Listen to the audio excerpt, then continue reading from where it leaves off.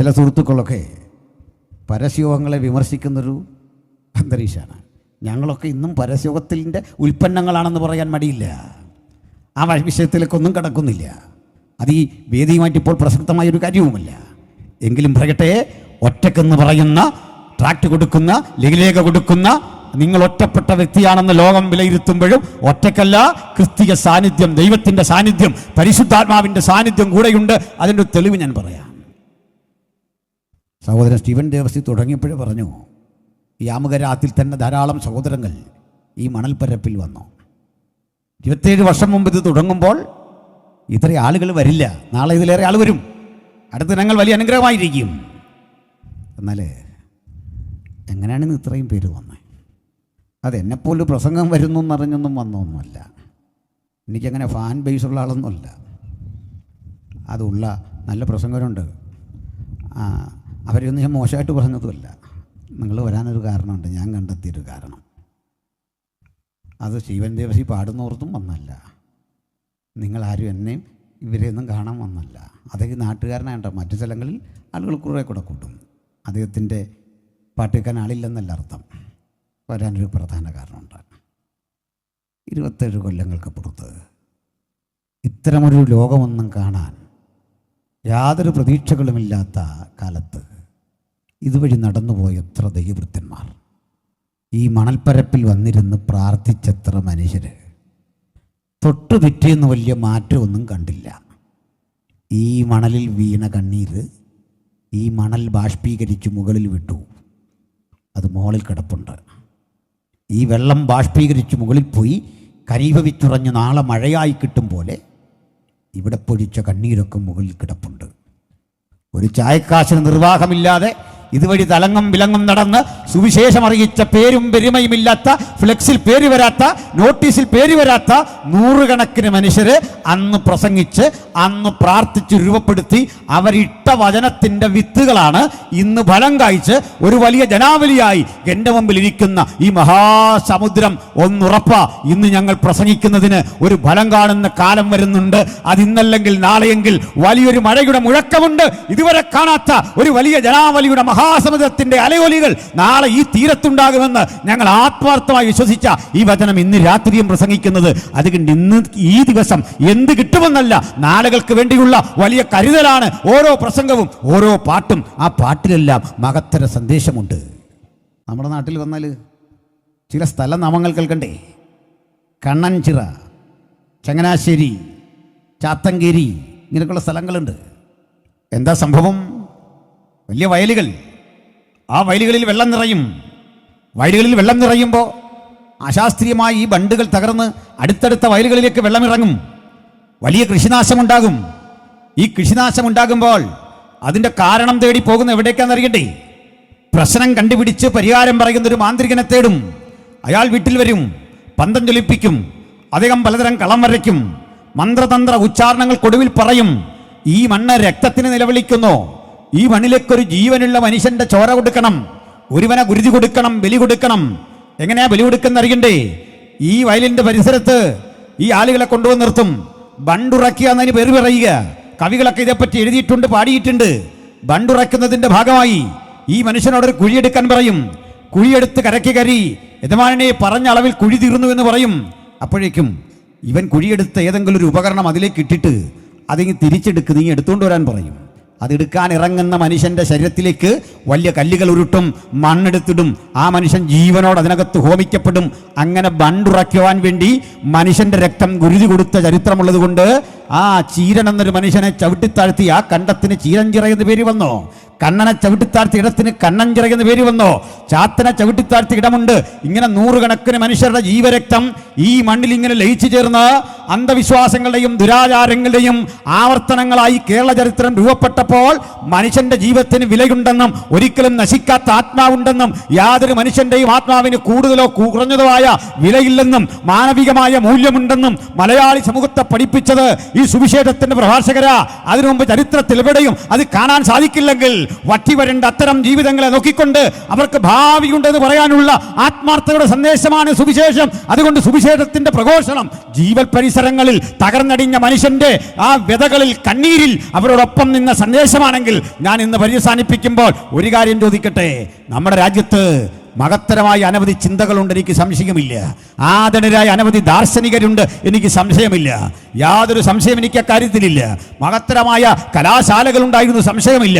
പക്ഷെ എൻ്റെ ചോദ്യം, അധ്വാനിക്കുന്ന മനുഷ്യനെ, കഷ്ടപ്പെടുന്ന മനുഷ്യനെ, അന്നം വിളയിക്കുന്ന മനുഷ്യനെ മനുഷ്യനായി കണ്ട ഒറ്റ തത്വസംഹിതയും ഒറ്റ ആശയവും അവിടെ എങ്ങും കഴിയാതിരുന്നപ്പോൾ ഈ ബൈബിൾ വെളിപ്പെടുത്തുന്ന നസറായനായ യേശു, മുമ്പ് ഞാൻ സൂചിപ്പിച്ച ഗലീല കടൽക്കരയിൽ മത്സ്യബന്ധന തൊഴിൽ ഏർപ്പെട്ട് പണി കഴിഞ്ഞ് പുറത്തേക്ക് വരുന്ന മനുഷ്യരെ നോക്കിക്കൊണ്ട് ആത്മാർത്ഥത കരം നീട്ടിട്ട് പറയുക, അധ്വാനിക്കുന്നവരും ഭാരം ചുമക്കുന്നവരുമായുള്ളവരെ എൻ്റെ അരികിൽ വരുവീൻ, ഞാൻ നിങ്ങളെ ആശ്വസിപ്പിക്കുന്നു പറഞ്ഞ ഒരൊറ്റ ഉലക ഗുരുവേ ലോകത്തിലുള്ളൂ. തനിക്ക് മുമ്പും പിമ്പും അങ്ങനെ ഒരാൾ ഇല്ലെങ്കിൽ ആ നസ്രായനായ യേശുവിനെ ഈ രാത്രി ഈ ഭാരതപ്പുഴ കൺവെൻഷനിൽ അജയ്യനായി ഉയർത്തിക്കാട്ടിക്കൊണ്ട് ഞങ്ങൾ ആവർത്തിക്കുന്നു, മറ്റൊരുവനിലും രക്ഷയില്ല. നാം രക്ഷിക്കപ്പെടുവാൻ ആകാശത്തിന് കീഴിൽ മനുഷ്യരുടെ ഇടയിൽ നൽകപ്പെട്ട ഒരേ ഒരു നാമം യേശു ക്രിസ്തുവിൻ്റെ നാമം.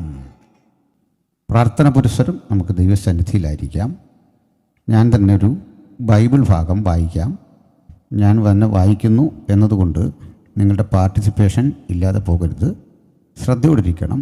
ഒരു നീണ്ട പാസേജ്, ഒരു 10 വാക്യം ഞാൻ വായിക്കും.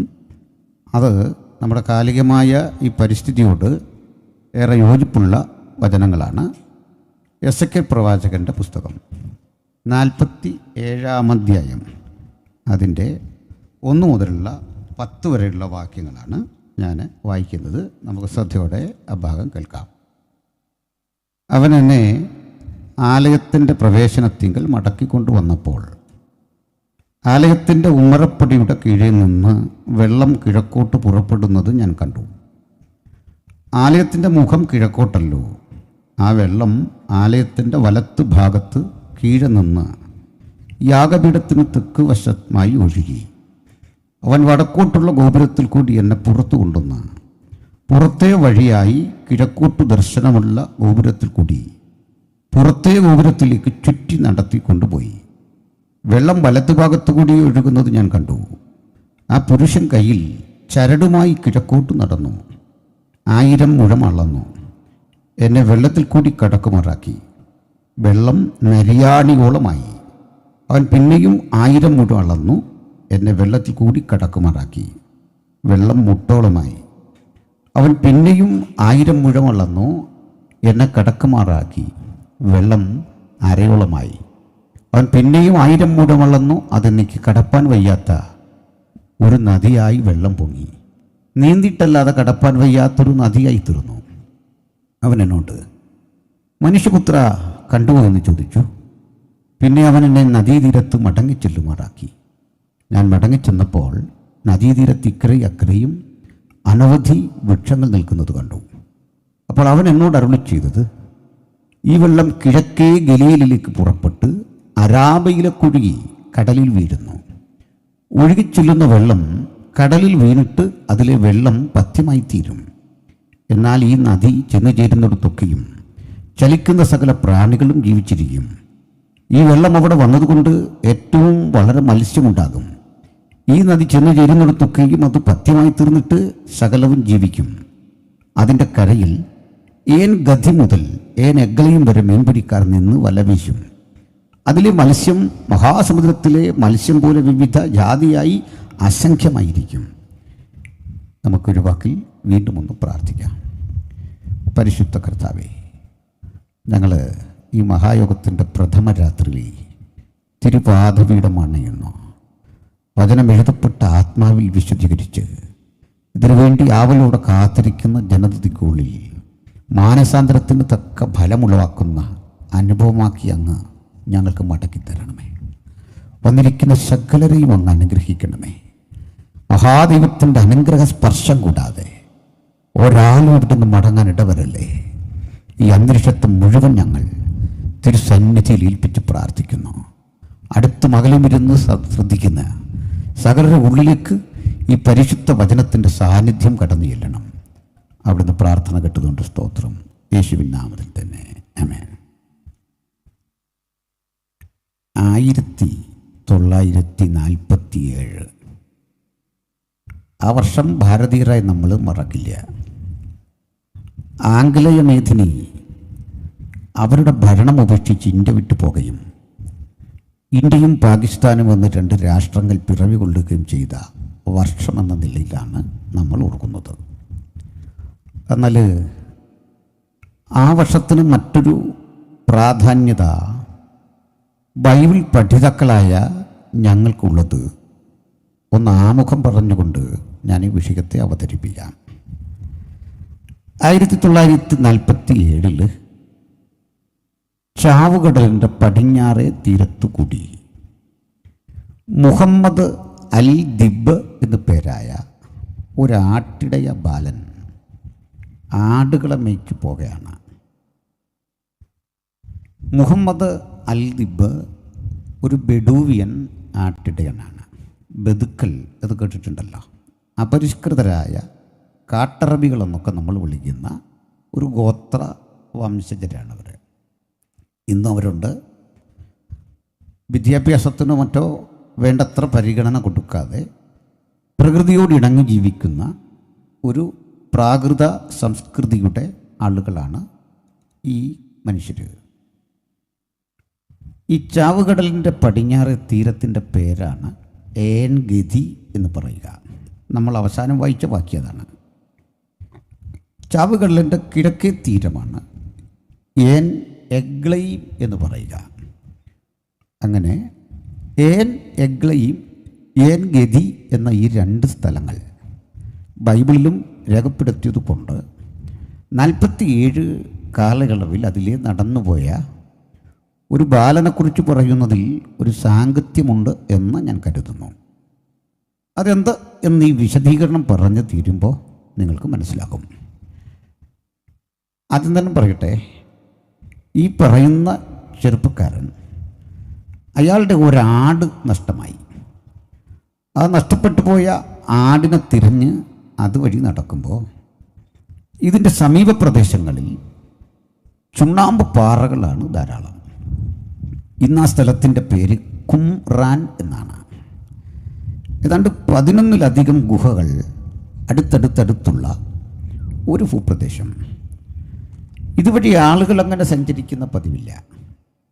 കാരണം വരണ്ട ഉണങ്ങിയ മരുഭൂമി, അപ്പുറത്ത് ചാവുകടൽ.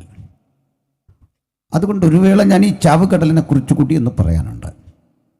ഈ മണൽപ്പരപ്പിലിരുന്ന് നമ്മളിത് കേൾക്കുമ്പോൾ ചാവുകടലുമായി ഒട്ടേറെ സാമ്യം ഇതിനുണ്ട്. കാരണം നിള ചരിത്രപ്രസിദ്ധമാണല്ലോ. ഏറ്റവും ദൈർഘ്യമേറിയ നദിയായി ഒരു കാലത്ത് നമ്മൾ പഠിച്ച ഈ നദിയൊക്കെ വരണ്ടുണങ്ങി. വെള്ളം തീരെ കുറവ്.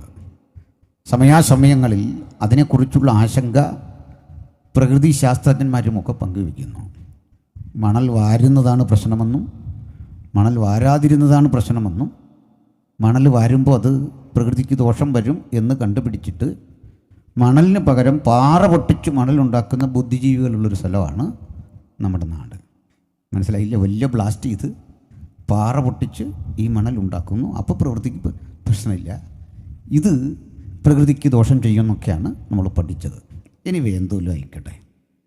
ഇതുപോലെ ഈ ചാവുകടലിന് ഒരു പ്രശ്നമുണ്ട്, വളരെ പഠിക്കേണ്ട സ്ഥലമാണ്.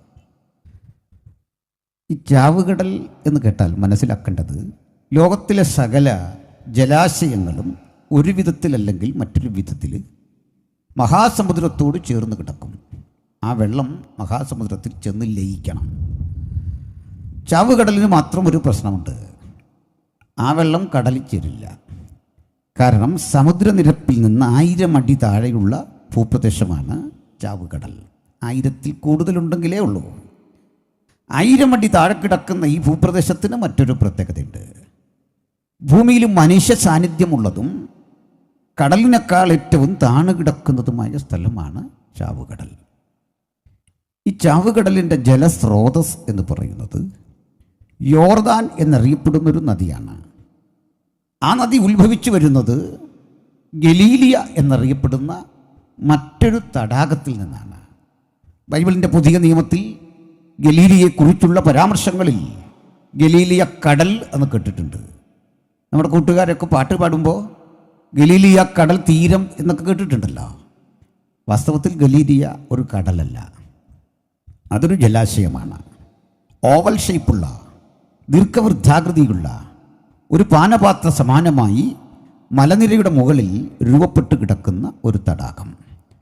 ആ തടാകത്തിലേക്ക് ഹെർമോന്യമലയുടെ മഞ്ഞ് ഉരുകി രൂപപ്പെട്ടു വരുന്ന നേരിയ നീരൊഴുക്കുകൾ സംഭരിക്കപ്പെട്ട് അതൊരു ഓവ് ചാൽ പോലെ അവസാന ഭാഗത്തു കൂടി ഒഴുകി നേരെ താഴേക്ക് വരുന്നു.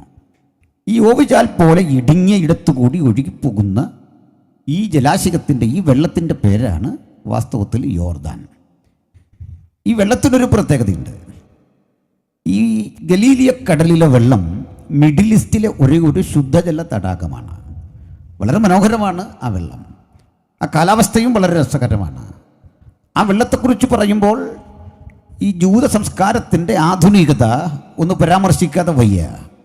കാരണം മിഡിൽ ഈസ്റ്റിലെ ജനങ്ങൾ, വിശേഷിച്ച് ഇസ്രയേൽ എന്നറിയപ്പെടുന്ന ഭൂപ്രദേശത്തെ ജനങ്ങൾക്കുള്ള ഏറ്റവും സമൃദ്ധമായ ജലസ്രോതസ്സാണത്. അവർ ധാരാളം ആ വെള്ളം കുടിക്കാൻ ഉപയോഗിക്കുന്നു, സംസ്കരിച്ച് ആ വെള്ളം കൃഷിക്ക് ഉപയോഗിക്കുന്നു.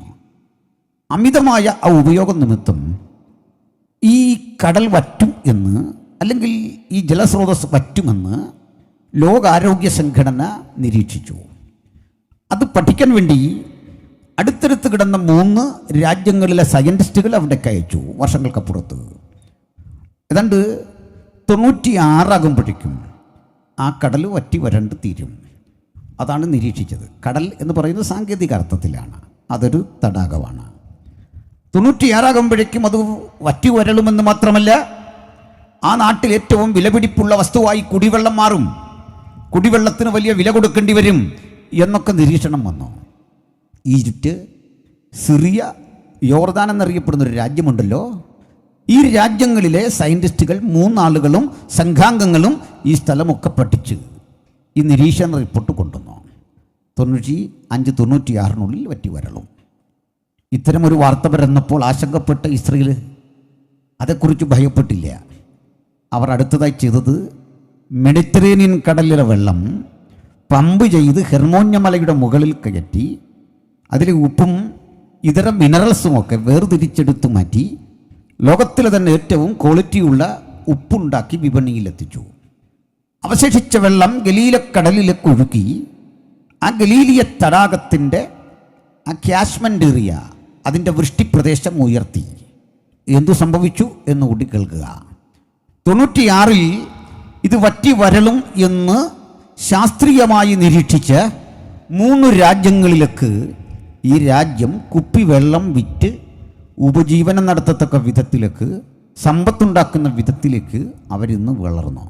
അവരുടെ ഗവൺമെൻറ് ഇറക്കുന്ന വെള്ളത്തിൻ്റെ, കുപ്പിവെള്ളത്തിൻ്റെ പേര് തന്നെ ഏൻ ഗതി എന്നാണ്, ബോട്ടിലിൻ്റെ പേര്. നമ്മൾ വിൽസേരി വാട്ടർ എന്നൊക്കെ പറയുന്ന പോലെ ഏൻ ഗതി എന്ന വെള്ളം അവിടെ കിട്ടും. അപ്പോൾ നിങ്ങൾക്ക് ഗലീലിയക്കടൽ മനസ്സിലായി, ഏറ്റവും മനോഹരമായ ശുദ്ധജല തടാകം. കർത്താവ് ഒരിക്കൽ 153 വലിയ മത്സ്യങ്ങളെ ശേഖരിച്ച് കൊടുത്തൊരു സന്ദർഭമുണ്ടല്ലോ, അതേക്കുറിച്ചുള്ള നിരീക്ഷണം. ഈ 153 മത്സ്യങ്ങളും 153 വ്യത്യസ്ത സ്പീഷീസിൽ വ്യത്യസ്ത രീതിയിലുള്ളവയായിരുന്നു എന്നാണ്. അതെന്തുമാകട്ടെ, ഇന്നും നിങ്ങൾ ഇസ്രയേൽ സന്ദർശിച്ചാൽ പീറ്റർ ഫിഷ് എന്നറിയപ്പെടുന്നൊരു മത്സ്യം കിട്ടും. നമ്മുടെ നാട്ടിലെ കരിമീനിനെ, അതല്ലെങ്കിൽ സിലോപ്പിയ മത്സ്യത്തെയൊക്കെ അനുസ്മരിപ്പിക്കുന്ന വിധത്തിലുള്ള ഒരു വലിയ മത്സ്യം. ഇത്തരമൊരു മത്സ്യത്തിൻ്റെ ഉദരത്തിൽ നിന്നാണ് ചൂണ്ടയിട്ട് പത്രോസ് ഒരു മത്സ്യം പിടിക്കുകയും അതിൻ്റെ ഉള്ളിൽ 2 ദറംസ്, ചതുർദ്രഹ്മ പണം അതിൻ്റെ ഉദരത്തിൽ നിന്ന് കിട്ടിയെന്നും അത് കൊടുത്ത് നികുതി അടച്ചെന്നുമുള്ള പരാമർശം നമുക്കറിയാം. 10,000-കണക്കിന് ടൂറിസ്റ്റുകൾ ആ രാജ്യത്ത് സന്ദർശിച്ചിട്ടും ഓരോരുത്തർക്കും സമൃദ്ധിയായി കൊടുക്കത്തക്ക വിധം ഏകദേശം 3.5 മൈൽ വീതിയുള്ള 14 മൈൽ നീളമുള്ള ഈ ചെറിയ ജലാശയത്തിൽ നിന്ന് ഇന്നും കിട്ടുന്നു. ചുരുക്കത്തിൽ നല്ല ജലം, ശുദ്ധജലം, കാണാൻ നല്ല ഭംഗിയാണ്. ഇതിനകത്ത് ധാരാളം മത്സ്യസമ്പത്ത്. പ്രശ്നം മറ്റൊന്നാ, ഈ നല്ല ജലം ഒഴുകി ഒഴുകി ഒഴുകി ഒഴുകി ചേരുന്നത് എവിടെയാ? അങ്ങകല ചാവുകടലിൽ. ഈ ശുദ്ധജലത്തെ ഇങ്ങനെ കൊണ്ട് ചാവുകടലിൽ ഒഴിക്കുമ്പോൾ അവിടെ മത്സ്യമെന്നല്ല, അവിടെ യാതൊരു ജീവജാലങ്ങൾക്കും വളരാനാവില്ല. ജീവനുള്ള ഒന്നിനെയും ചാവുകടൽ സ്വീകരിക്കുന്നില്ല. ജീവനുള്ളൊരു വസ്തുവും അതിനുള്ളിലില്ല. ഒരു പ്രാണി പോലും ഇല്ലാത്ത ജലാശയമാണത്. അതിനുള്ളിലേക്ക് ജീവനുള്ളൊരു മത്സ്യം ഈ യോർദാൻ വഴി വന്നു ചാടിയാൽ നിമിഷങ്ങൾക്കുള്ളിൽ സംഭവിക്കുന്നത് ഈ വെള്ളം തിരകടിച്ച് ഈ മത്സ്യത്തെ പുറത്തെടുത്തടിക്കും. അത് പുറത്തു കിടക്കും, 1-2 വട്ടം ചാടും, എന്നിട്ട് അതിന്റെ പ്രാണൻ നശിക്കും. ഇനി കേൾക്കണ്ടേ, ഇങ്ങനെ കരക്കടിഞ്ഞ മത്സ്യത്തിന്റെ ആ മാംസളമായ ഭാഗമൊന്നും ഭക്ഷിക്കാൻ, ആ മത്സ്യത്തെ തിന്നാൻ ഉറുമ്പുകൾ അടുത്ത് വരില്ല, കാക്കകൾ പറന്നു വരില്ല, ഒരു പക്ഷിയും വരില്ല. അവിടെ കിടന്ന് കാലമെടുത്തു മാത്രം ജീർണിക്കും. എന്താണ് കാരണം? ഈ ചാവുകടലിലെ വെള്ളത്തിന്റെ ഉള്ളിലെ ഉപ്പുരസത്തിന്റെ കാഠിന്യം അത്ര വലുതാണ്. അവിടെ നമുക്ക് സുഖകരമല്ലാത്ത ഒട്ടേറെ ആ ഘടകങ്ങൾ ഈ മത്സ്യത്തിലേക്ക് ലയിക്കും. ഒന്നിനും കൊള്ളാത്ത ഒരു ജലം. ഇനി എന്തെങ്കിലും ആ ജലം കൊണ്ട് ഉപയോഗമുണ്ടോ? ഉപയോഗമുള്ളത് ലോകത്തെ ഭസ്മീകരിക്കാൻ നാളെ കരുതി വെച്ചിരിക്കുന്ന ഗുരുതരമായ രാസായുധങ്ങളുണ്ട്.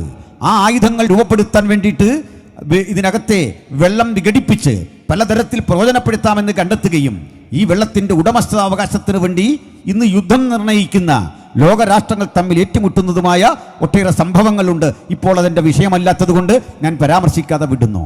ചുരുക്കത്തിൽ ഈ വെള്ളം ജീവനുള്ള ഒന്നിനെയും ഉൾക്കൊള്ളുന്നില്ല. ഇതിനുള്ളിൽ ജീവനുള്ള ഒരു വസ്തുവുമില്ല. ഇതിനുള്ളിൽ ജീവജാലങ്ങളെ സ്വീകരിക്കുന്ന ഒരു പ്രവണതയുമില്ല. ആ വെള്ളത്തിൻ്റെ കരയിൽ ചിലതരം ചെടികൾ നിൽപ്പുണ്ട്. ആ ചെടികളിൽ ഒരുതരം കായയുണ്ട്. ആകർഷണീയമായി തോന്നുന്ന ആ കായകളിൽ ഒന്ന് പറിച്ച് നിങ്ങളതൊന്ന് പൊളിച്ചു മാറ്റാൻ അതിൻ്റെ ആ കായ കയ്യിലേക്കെടുത്താൽ സംഭവിക്കുന്നത് അതിനുള്ളിൽ ഒന്നുമില്ല. അതിനുള്ളിൽ നിന്ന് ചന്ദനത്തിരിയിൽ നിന്ന് പുറപ്പെടുന്ന പുക പോലെ എന്തോ ഒരാവി പുറത്തേക്ക് പോയിട്ട് വെറും തോടവശേഷിക്കും. കാക്ക പോലും പറന്ന് അവിടേക്ക് വരാറില്ല. മത്സ്യങ്ങൾ അതിനകത്തില്ല. അതിനകത്ത് തവളകളില്ല, ജലജീവികളൊന്നുമില്ല. ഈ സ്ഥലം നോക്കി പ്രവാചകൻ പ്രവചിക്കുകയാണ്, ഇതിൻ്റെ തീരത്ത് ഒരു ദിവസം വലിയ മീൻപിടുത്തം നടക്കും. ഇതിനകത്ത് ഏൻഗതി മുതൽ ഏനഗ്ലയും വരെ നിന്നുകൊണ്ട് മീൻപിടിക്കാർ വല വീശുമെന്ന് കാലങ്ങൾക്കപ്പുറത്ത് പ്രവാചകൻ പ്രവചിച്ചപ്പോൾ ഇന്ന് ഈ ഭാരതപ്പുഴയുടെ തീരത്തിരിക്കുന്ന ദൈവമക്കളിൽ ചിലരും വിശ്വസിക്കുന്നു അതൊരു യാഥാർത്ഥ്യം. എന്തെന്നാൽ ഈ ബൈബിൾ കാലത്തോട് സംവാദിച്ചതൊന്നും നടക്കാതിരുന്നിട്ടില്ല. ഇത് പ്രവചിച്ചതും നിരീക്ഷിച്ചതുമൊന്നും നടക്കാതിരുന്നിട്ടില്ല. ഈ പുസ്തകവും അതിൽ അന്തർലീനമായിരിക്കുന്ന പ്രവാചക ശബ്ദങ്ങളും വളരെ ഉച്ചൈസ്തരം ഉലകത്തോട് ഘോഷിച്ച സന്ദേശം എന്താ? ഈ പുസ്തകം പറഞ്ഞതെന്തോ, ഇത് പ്രവചിച്ചതെന്തോ അത് കൃത്യമായി നിറവേറിയെങ്കിൽ കഴിഞ്ഞ 27 വർഷങ്ങൾ ഞങ്ങൾ ഈ നാടിനോടും പ്രസംഗിച്ചു കൊണ്ടിരുന്ന ആ സുവിശേഷത്തിന്റെ മാഹാത്മ്യം, അതിന്റെ സന്ദേശം നിറവേറപ്പെടുന്ന പ്രവചനങ്ങളുടെ സമാകാരത്തിൽ അധിഷ്ഠിതമെങ്കിൽ ആ പ്രവചനങ്ങളുടെ കാരണഭൂതനായ നസ്രായനായ യേശുവിനെയും അവിടുത്തെ സുവിശേഷത്തെ ഉയർത്തിക്കൊണ്ട് ഈ ആമുഖ രാത്രിയിൽ ഈ സുവിശേഷത്തിന്റെ ഉള്ളടക്കം ഞങ്ങൾ ഇങ്ങനെ ഘോഷിക്കട്ടെ. മറ്റൊരുവനിലും രക്ഷയില്ല.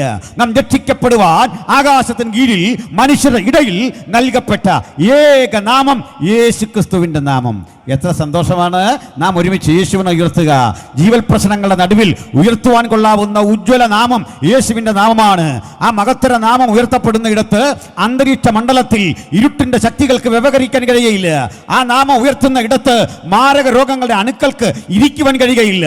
ആ നാമത്തെ ഉയർത്തുന്ന ഇടത്ത് അന്ധകാര ശക്തികൾക്ക് മാത്രമല്ല, ജീവിതത്തിൽ ഏതെല്ലാം വ്യതകളിൽ കൂടി കടന്നു പോകുന്നോ അതിനെയൊക്കെ എന്നേക്കും റദ്ദ് ചെയ്യാൻ കഴിയുന്ന ഒരൊറ്റ ഔഷധം നസ്രയനായ യേശുവിന്റെ രക്തമാണ്. അവിടുത്തെ പുത്രനായ യേശുവിന്റെ രക്തം സകല പാപവും പോക്കി നമ്മെ ശുദ്ധീകരിക്കുന്നു. അവന്റെ രക്തത്തിൽ നമുക്ക് അതിക്രമങ്ങളുടെ മോചനം എന്ന വീണ്ടെടുപ്പുണ്ട്. ആ വീണ്ടെടുപ്പ് കരഗതമാക്കാതെ ഒരാളെങ്കിലും ഈ രാത്രി വചനം കേൾക്കുന്നെങ്കിൽ ഇപ്പോഴാകുന്നു സുപ്രസാദ കാലം, ഇപ്പോഴാകുന്നു രക്ഷാ ദിവസം. ഈ മഹത്തര രക്ഷയെ പരിഗണിക്കാതെ ആരും ഇവിടം വിട്ട് കടന്നു പോകരുത്. ഏവരും അനുഗ്രഹിക്കപ്പെടുന്ന രാത്രി. ഹല്ലേലൂയ. ഇതൊക്കെയാണെങ്കിൽ നമ്മൾ ആ പയ്യനെ വഴിയിൽ നിർത്തിയിരിക്കുകയാണ്. മുഹമ്മദ് അൽ ദിബിൻ അല്ലേ? ഞാനത് മറന്നല്ല. മുഹമ്മദ് അൽ ദിബിനെ നിങ്ങളും മറക്കണ്ട. ആ പദത്തിൻ്റെ അർത്ഥം തന്നെ ചെന്നായ എന്നാണ്. മുഹമ്മദ് ദ വൂൾഫ്, ദിബ് അതിൻ്റെ അർത്ഥം അങ്ങനെയാണ്. അങ്ങനെയൊക്കെയാണ് അവിടുത്തെ ആളുകളുടെ പേര്. ആളൊരു പാവം പയ്യനാണ്. ഇവൻ്റെ ഒരു ആടിനെ കാണാതെ പോയതാണ്. അവനത് വഴിയെല്ലാം നടന്നു. ഒരു കല്ലെടുത്ത് ഈ ഗുഹയ്ക്കുള്ളിലേക്ക് എറിഞ്ഞു. ആടതിലുണ്ടാകും, ഉണ്ടെങ്കിൽ അതിൻ്റെ ശബ്ദം വല്ലതും കേൾക്കാമല്ലോ എന്നോർത്തെറിഞ്ഞാണ്. നമുക്കും ഈ ശബ്ദം വലിയ ഇഷ്ടമുള്ള ആളുകളാണല്ലോ അല്ലേ? ഞാൻ നിങ്ങളെക്കൊണ്ട് ഈ ഹല്ലേലൂയയൊക്കെ പറയിപ്പിക്കാത്തപ്പോൾ നിങ്ങൾക്കൊരാശങ്ക. ഹല്ലേലൂയ പറയുന്നതിന് തടസ്സമൊന്നുമില്ല, പക്ഷെ അത് എൻ്റെ ചെലവിൽ വേണ്ട. അതാണ് നമുക്ക് ഒരുമിച്ച് ദൈവത്തെ സ്തുതിക്കണമെന്നുണ്ട്, അതിന് തടസ്സമില്ല. പാട്ടൊക്കെ നല്ലതാണ്, എല്ലാ പാട്ടും ഞാൻ ആസ്വദിക്കുന്ന ഒരാളാണ്. എൻ്റെ കൂടെ ഒരു ദൈവാസം വന്നിട്ടുണ്ട്, പാസ്റ്റർ ബോബി. നല്ല പാട്ടൊക്കെ എഴുതുന്ന ആളാണ്. നമ്മുടെ ഡെന്നി പാസ്റ്ററാണ് ആ പാട്ടൊക്കെ കമ്പോസ് ചെയ്യും. നമ്മുടെ ഗിറ്റാർ വായിക്കുന്ന പാർട്ടി അത് ട്യൂൺ ചെയ്തൊക്കെ നല്ല പാട്ടാണ്. ചില പാട്ടുകളൊക്കെ ഇവർ പാടുമ്പോൾ എന്നോട് ചോദിക്കും, ഇതൊന്നും ഇഷ്ടമില്ലേ? ചില പാട്ട് നമുക്കൊന്നും പിടികിട്ടൂല, എന്താ ഇതിലേക്കാണ് പോകുന്നതെന്നൊരു പിടികിട്ടില്ല. നമുക്കതിൻ്റെ ഒരു കാര്യവും കാരണമൊന്നും അറിയില്ല. ഞാനാണ് അത്യാവശ്യം ഈ കവിതയും സാഹിത്യവും ഒക്കെ പഠിച്ചിട്ടുള്ള ഒരാളാണ്. അപ്പോൾ അതുകൊണ്ട് അങ്ങനെയുള്ള ചില പരിമിതിയുണ്ട്. പാട്ട് പാടുന്ന ചില കുഞ്ഞുങ്ങളിടയ്ക്ക് ഈ ഒരു പാട്ടുകൂടെ പാടാനുള്ള സമയത്ത് നമ്മളോട് പറയും, നമുക്ക് സ്തുതിച്ച് ഒച്ചത്തി ശബ്ദം ഉണ്ടാക്കണം എന്നൊക്കെ പറയും. ശബ്ദമൊക്കെ നല്ലതാണ്. അതിനൊരു പരപ്രേരണയല്ല വേണ്ടത്, ആത്മപ്രേരണ. അത് വേണ്ടേ? അത് വേണമെന്നില്ല, അതിനകത്തൊരു ആനന്ദമില്ല. നമ്മുടെ ഉള്ളിൽ രൂപപ്പെടുന്ന സ്തുതിയാണ് ദൈവത്തിന് കൊടുക്കണ്ടേ. Hallelujah, praise the Lord. അപ്പോൾ ശ്രദ്ധയോടെ ഏകാഗ്രതയോടെ കേട്ടിരിക്കണം. നമുക്ക് ആ പയ്യനെ വിടാൻ പാടില്ല. അവൻ കല്ലെടുത്തെറിഞ്ഞു, അവിടെ ഒരു ശബ്ദമില്ല. ഇവിടൊക്കെ ഇയാൾ ഇതിലൊരു ഗുഹയിൽ കയറി ഒരു കാഴ്ച കണ്ട് അമ്പരന്നു. ഒരു 8 അടി പൊക്കമുള്ള, 8 അടി പൊക്കമുള്ളതെന്ന് കേട്ടപ്പോഴേ പാമ്പാണെന്ന ഓർമ്മ. അല്ലല്ലല്ല, ഇപ്പോഴാണ് ഈ പാമ്പെന്നൊന്നും പറയരുത്. ആ പാമ്പിനെ ഒരാൾ വിളിക്കുന്ന അതിഥി എന്നാണ്. എന്തൊരു കാലമാണ് ചങ്ങാതി. അടുത്തകാലത്ത് പണ്ടൊക്കെ നമ്മൾ കേൾക്കുന്നൊരു അതിഥി ഉണ്ടെന്ന് പറഞ്ഞാൽ നമുക്കും വലിയ സന്തോഷമാണ്. നമുക്ക് അല്പം നല്ല ഭക്ഷണമൊക്കെ കഴിക്കാമല്ലോ എന്ന് പണ്ടത്തെയൊക്കെ കാലത്ത് നമ്മൾ കുട്ടികളായിരിക്കുമ്പോൾ ഇതൊക്കെ ഇങ്ങനെ ചിന്തിക്കും. ഇന്നിപ്പോൾ ഒരു അതിഥി ഉണ്ടെന്ന് പറഞ്ഞാൽ വീട്ടിൽ അണലി കയറിയിരിക്കുക എന്നാ. കാലം പോയൊരു പോക്ക് കണ്ടുവിട്ട്. അപ്പോൾ ഈ അൽദിബ് ഇതിനകത്ത് കിടന്നപ്പോൾ ഒരു പൊക്കമുള്ള മൺഭരണി, 8 അടി പൊക്കമുള്ളൊരു മൺഭരണി, ഭരണിയുടെ മൂടി എടുത്തു മാറ്റി. അതിനകത്തൊരു തുകൽ ചുരുള്. ആ തുകൽ ചുരുൾ വലിച്ചു പുറത്തെടുത്തിട്ടപ്പോൾ നല്ല കനമുള്ള പായ ചുരുട്ടി വെച്ചിരിക്കുന്ന പോലെ വീതി കുറവാണ്. അങ്ങനെ കുറേ അടുക്കുകൾ. ഇയാൾക്ക് വായിക്കാനൊന്നും അറിയില്ല. വലത്ത് നിന്ന് ഇടത്തോട്ട് എഴുതിയ ചില കുറിപ്പുകൾ അതിൽ മുഴുവൻ. ഞാനത് പറഞ്ഞപ്പോഴേ സൗകര്യമാരി ചൊല്ലി അഴിക്കാൻ തുടങ്ങാം. ഇച്ചിരി കഴിഞ്ഞു മതി, യോഗം കഴിഞ്ഞ് നിങ്ങൾ ആ ബന്ധനമെല്ലാം അഴിച്ചിട്ട് പോയാൽ മതി. ശ്രദ്ധിക്കണം, അങ്ങനെ പ്രാപ്തരായ ആരെങ്കിലും ഉണ്ടെങ്കിൽ എന്നെ കണ്ടിട്ടേ പോകാവുള്ളൂ. അപ്പോൾ ഇത് റൈറ്റ് ലെഫ്റ്റ് ഇങ്ങോട്ട് എഴുതിയിരിക്കുകയാണ്. അപ്പോൾ ഇയാൾ ഇതൊന്നും കണ്ടിട്ട് മനസ്സിലായില്ല. ഇത് മനസ്സിലായി, ഇതിലാകെ ഉള്ളത് മൃഗത്തിൻ്റെ തോലിൽ എഴുതിയതാ എന്തോ കുറിപ്പാണ്. ഇയാളിത് നേരെ കൊണ്ട് തെരുവിൽ ഒരു തുകൽ വ്യാപാരിക്ക് വിറ്റു. ആ മനുഷ്യനത് വെട്ടി ബാഗ് തുന്നാൻ ഒരുമ്പിടുമ്പോൾ അവിചാരിതമായി അവിടെ എത്തിയ ഒരു മനുഷ്യനുണ്ടായിരുന്നു. ആളിൻ്റെ പേര് ചരിത്രത്തിൽ പറയുന്നേ doctor Joshua Samuel, sir Joshua Samuel എന്നൊക്കെ പറയും. അദ്ദേഹം സിറിയൻ ഓർത്തഡോക്സ് ചർച്ചിൻ്റെ ബിഷപ്പായിരുന്നു. അവിടുത്തെ ഒരു വൈദിക പാഠശാലയുടെ റെക്ടറായിരുന്നു. അദ്ദേഹം പറഞ്ഞു, അത് വെട്ടിമുറിക്കണ്ട, നിനക്കെന്ത് കിട്ടും, അത് ബാഗ് തുന്നിയാൽ ആ പണം ഞാൻ തരാം എന്നേക്ക്. അദ്ദേഹം ചോദിച്ച വില കൊടുത്തു വാങ്ങി. എന്നാൽ പിന്നെ ഇതിൻ്റെ കിട്ടിയ വില കെട്ടാൻ നടുങ്ങും. ലക്ഷക്കണക്കിന് ഡോളർ വില കൊടുത്ത് ലോകത്തിലെ പ്രധാനപ്പെട്ട മ്യൂസിയങ്ങളിലൊക്കെ അതിൻ്റെ കോപ്പികളെടുത്ത് ഇന്നിപ്പോഴത് ബ്രിട്ടീഷ് മ്യൂസിയം സ്വന്തമാക്കി അവിടെ ചില്ലിട്ട് സൂക്ഷിച്ചിട്ടുണ്ട്. ഇതെന്താണ് വസ്തു എന്ന് ഞാൻ പറഞ്ഞില്ല. ഇത് ബൈബിളിലെ യെശയ്യാ പ്രവാചകൻ്റെ പ്രവചന പുസ്തകത്തിൻ്റെ ഒരു കയ്യെഴുത്ത് പ്രതിയായിരുന്നു. ബൈബിളിൻ്റെ ഒരു കയ്യെഴുത്ത് പ്രതി. അതാ യെശയ്യാ നേരെ എഴുതിയതാണെന്നല്ല, എഴുതിയതിൽ നിന്നുള്ള പ്രതി. നേരിട്ടെഴുതുന്നതിന് പറയുന്ന പേര് ഓട്ടോഗ്രാഫ. ഇത് ഓട്ടോഗ്രാഫയല്ല, ഓട്ടോഗ്രാഫിൽ നിന്ന് കിട്ടിയിട്ടുള്ളതാണ് ഈ പ്രതി. അന്ന് കാലത്ത് ഇങ്ങനെ എഴുതുന്ന പതിവാണുള്ളത്. പണ്ട് നമുക്കാർക്കും അത് എഴുതാനാവില്ല. ബൈബിളിൻ്റെ പ്രതികൾ എഴുതിയെടുക്കാൻ ലൈസൻസ്ഡ് ആയിട്ടുള്ള ആളുകളുണ്ട്. അവരെ വിളിക്കുന്ന പേര് സ്ക്രൈബ്സ് അഥവാ ശാസ്ത്രിമാർ എന്നായിരുന്നു. ഇവർക്കിത് എഴുതാൻ പറ്റുമോ? അവരിത് എഴുതുമ്പോൾ പാലിക്കേണ്ട ചില മര്യാദകളുണ്ട്. ആ മര്യാദകൾ നിയമമാണ്. ഒന്നാമത്തെ മര്യാദ, ഇതിനു വേണ്ടി തയ്യാറാക്കുന്ന ഈ തോലുണ്ടല്ലോ, ആടിൻ്റെയും പശുവിൻ്റെയൊക്കെ തോലാണ്. ആടിൻ്റെ തോലാണെങ്കിൽ ആടിനെ അതിൻ പ്രകാരം ആചാരപുരസരം വളർത്തുന്ന ആടായിരിക്കണം. ചുമ്മാ കണ്ട പറമ്പ് വഴി പോയി പാവലും കടിച്ച് പയറും കടിച്ച് അങ്ങനെ ജീവിക്കുന്ന ആടിൻ്റെ തോലെടുക്കില്ല.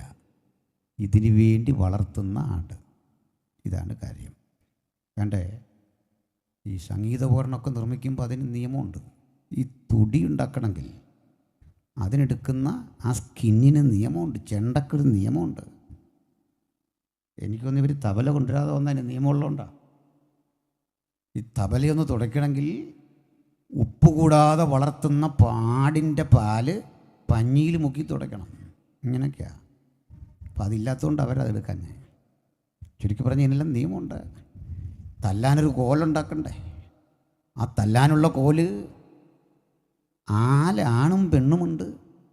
അതിൽ പെണ്ണാലിൻ്റെ തടി മുറിച്ച് ആ കമ്പ് കൊണ്ടേ തല്ലാവോ. നിങ്ങളുടെ ഈ സൗണ്ടും എൻ്റെ ഈ തല്ലും ഒരുപോലെ ഇരിക്കണം, അതിനായിരിക്കണം. അതെൻ്റെ ഒരു വ്യാഖ്യാനമാണ്. സ്ത്രീകൾ ഈ സംസാരിച്ചാൽ നമ്മളെക്കാൾ കൂടുതൽ അല്ലേ. ഒരാളെൻ്റെ അടുത്ത് പറഞ്ഞു, വൈഫ് വല്ലാതെ തെന്നി നിൽക്കുക, മിണ്ടുന്നില്ലെന്ന് പറഞ്ഞു. ഞാൻ പറഞ്ഞത് പോട്ടെ, ഇയാൾ മുൻകൈ എടുത്തങ്ങ് സംസാരിക്കാൻ പറഞ്ഞു. അന്നേരം ഈ കക്ഷി എന്നോട് പറയാം, അവളൊന്ന് നിർത്തിയിട്ട് വേണ്ടേ എനിക്കൊന്ന് മിണ്ടാൻ. മഴ പെയ്യുന്ന പോലെ നിൽക്കുക, അതിൻ്റെ ഇടയ്ക്ക് അവളൊന്ന് നിർത്തിയിട്ട് വേണം എനിക്കൊന്ന് തുടങ്ങാൻ. അത് സമ്മതിക്കുന്നില്ല. അതുകൊണ്ടായിരിക്കണം ഈ പെണ്ണാലിൻ്റെ തടി എന്ന് പറഞ്ഞ പോലെ ഇതിനും ചില നിയമമുണ്ട്. ആടിനെ പ്രത്യേക തരത്തിൽ വളർത്തണം. ആടിൻ്റെ തോലിനൊരു പേര് പറയും പാർച്ച്മെൻറ്റ്സ്. ഇനി ചെറിയ കാളകളുണ്ട്, ആ കാളകളുടെ തോലുണ്ട്, അതിനൊരു പേര് പറയും വെല്ലം. ഇങ്ങനെയൊക്കെയുള്ള നിരവധി സംവിധാനങ്ങൾ എഴുതണം. എഴുതാനിരിക്കുന്ന ശാസ്ത്രിക്ക് മുമ്പിൽ യഥാർത്ഥത്തിലുള്ള ഒരു സ്ക്രിപ്റ്റ് ഉണ്ടായിരിക്കണം. ഓർമ്മയിൽ നിന്നറിയാമെങ്കിൽ പോലും ഓർമ്മയിൽ നിന്ന് എഴുതരുത്, വായിച്ചേ എഴുതാവൂ. ഒരു വശത്ത് നിന്ന് അടുത്ത വശത്തേക്ക് എഴുതിപ്പോകുമ്പോൾ നേരെയുള്ള വരിയിൽ 30 അക്ഷരങ്ങളിൽ കൂടുതൽ വരരുത്. താഴേക്കെഴുതിയാൽ 13 അക്ഷരങ്ങളിൽ കൂടുതൽ വരരുത്. 2 അക്ഷരങ്ങൾ തമ്മിൽ തൊട്ടുരുമ്മിക്കിടക്കരുത്. ഒരു തലനാരിഴയുടെയെങ്കിലും അകലമുണ്ടായിരിക്കണം. ഇതൊന്നുമല്ല പ്രധാനം, തയ്യാറാക്കുന്ന മഷിക്കൂട്ട് പടരാത്തതായിരിക്കണം. ഇനിയുമുണ്ടൊരു നിയമം. എഴുതിക്കൊണ്ടിരിക്കുന്ന വേളയിൽ തൊട്ടു മുമ്പിൽ രാജസേവകനോ സേനാധിപനോ ഏത് തിരക്ക് പിടിച്ചാലോ വന്നാലും, അല്ലല്ല രാജാവ് വന്നാൽ പോലും, ഈ ശാസ്ത്രി ബൈബിളിൻ്റെ പരിവർത്തനം ചെയ്യുന്ന കോപ്പി എഴുതുന്ന പണി നിർത്തി ഈ മനുഷ്യനെ നോക്കാനോ അഭിവാദ്യം കൊടുക്കാനോ അഭിവാദ്യം സ്വീകരിക്കാനോ പാടില്ല. കാരണം ഇയാൾ മഹാരാജാവിൻ്റെ ജോലി ചെയ്യുകയാണ്. ഇതൊക്കെയാണ് നിയമം. ഇനി എഴുതി വരുന്ന വഴിക്ക് ഈ നിയമം വല്ലതും പാലിക്കാൻ പറ്റുന്നില്ലെങ്കിൽ ഇയാൾ ഈ എഴുതിയ സ്ക്രിപ്റ്റിൽ ഇങ്ങനെ ക്രോസ് വെട്ടണം. എഴുതാനിരുന്ന ഇടത്ത് സിനഗോഗിൻ്റെ പിന്നിലൊരു അലമാരയുണ്ടാകും. അലമാരയുടെ പേര് ഗനീസ എന്നാണ്. ആ ഗനീസയിൽ കൊണ്ടിട്ടേക്കണം. ഗനീസ നിറഞ്ഞാലുടൻ ഇതെടുത്തുകൊണ്ട് പുറത്തു വന്ന് ആഴത്തിൽ കുഴിയെടുത്ത് ശവം സംസ്കരിക്കുന്ന പോലെ സംസ്കരിക്കണം. അഥവാ തീയിട്ടാൽ ആ തീയിൽ ഇതിൻ്റെ ചാരം ഉയർന്നു നിന്നാൽ പോലും അക്ഷരം തെളിയാൻ പാടില്ല. ഇത് പാടെ പൊടിച്ചു വേണം കുഴിയിൽ സംസ്കരിക്കാൻ. ഇങ്ങനൊക്കെ ഒട്ടനവധി നിയമങ്ങൾ പാലിച്ചു രൂപപ്പെട്ട ഒരു മഹത് കൃതിയുടെ പേരാണ് വിശുദ്ധ ബൈബിൾ. ഹല്ലേലൂയ. ഇതിനകത്താ ഇലക്ട്രിസിറ്റി ബില്ല് വയ്ക്കുന്നതെന്ന് ഓർത്തോണം. ഇതിനകത്താണ് ആധാർ കാർഡ് വെച്ചേക്കുന്നത്. ഇതിൻ്റെ വെള്ള പേപ്പറൊക്കെ സൈഡിലുണ്ടല്ലോ, അഴുതിയും കുട്ടപ്പൻ്റെ കല്യാണം കഴിഞ്ഞു, ഡേറ്റ് മനസ്സിലായില്ലേ. വല്യപ്പച്ചൻ ഞങ്ങളെ വിട്ട് പിരിഞ്ഞു, മത്തായിയുടെ സുവിശേഷം 20. കണ്ടോ, ഇതെഴുതുന്ന കക്ഷികളെ വിളിച്ച പേരാ ശാസ്ത്രി. ഇവരെ കണ്ടിട്ട് മൈൻഡ് ചെയ്യാത്ത ഒരാളെ ഉള്ളായിരുന്നു നമ്മുടെ കർത്താവ്. കർത്താവ് ഇവരുടെയൊക്കെ മുഖത്തൊക്കെ വിളിച്ചു വെള്ള തേച്ച ശവക്കല്ലറുകളെ. എൻ്റെ കാരണം നോക്കാം, പതുക്കെ പഠിക്കുക. സന്തോഷമാണോ? സന്തോഷമാണല്ലോ. ആ, ഇനിയിപ്പോൾ സന്തോഷം അല്ലെങ്കിലും ഞാൻ ഈ ഒരു ശൈലിയാണ്. ബ്ലസനൊക്കെ നാളെ വരും, അജീബ് ബ്രദർ പാസ്റ്ററൊക്കെ വരുമ്പോൾ ഇതൊക്കെ മാറി അല്ല, ഫാസ്റ്റ് നമ്പറിൽ ഒരു ഗോൾ അടിച്ച് മുന്നേറും. അതൊക്കെ 20-20 ആണെങ്കിൽ ഇത് ടെക്സ്റ്റാണ്, വ്യത്യാസം അത്രയുണ്ട്. എന്താ പറയുന്നു സന്തോഷ? ശ്രദ്ധിച്ചോട്ടെ. അപ്പോൾ ഇതുവരെ നമ്മുടെ വിഷയത്തിലെത്തിയില്ല. ആ പയ്യൻ അവിടെ നിൽക്കല്ലേ. പ്രശ്നം ഈ യോശുവ സാമുവേൽ ഈ സ്ഥലത്ത് വന്നു. അദ്ദേഹവും വിദ്യാർത്ഥികളും 11 ഗുഹകൾ അരിച്ചു പെറുക്കി. ഇതിനകത്തൊന്നും ഒന്നല്ല, പഴയ നിയമത്തിലെ 38 പുസ്തകങ്ങൾ, എസ്തേർ ഒഴികെ മുഴുവൻ പുസ്തകങ്ങളുടെയും കയ്യെഴുത്ത് പ്രതികൾ 47 വീണ്ടും കിട്ടി. ഇതിനു മുമ്പൊക്കെ കിട്ടിയിട്ടുണ്ട്, കോഡക്സ് സൈനാറ്റിക്കസ് ഒക്കെ ഉണ്ട്. ഇവ വൻ വില കൊടുത്താണ് അക്കാലഘട്ടത്തിൽ മ്യൂസിയങ്ങൾ സ്വന്തമാക്കിയത്. അപ്പോഴത് നമ്മുടെ സംശയം അതല്ല. ഈ വറ്റി വരേണ്ട ഭൂപ്രദേശത്ത് എന്തിനാണ് മനുഷ്യനിത് ഇവിടെ കൊണ്ടുവച്ചതെന്ന് അറിയണ്ടേ? എങ്ങനെയാണത് അവിടെ വന്നതെന്ന് അറിയണ്ടേ?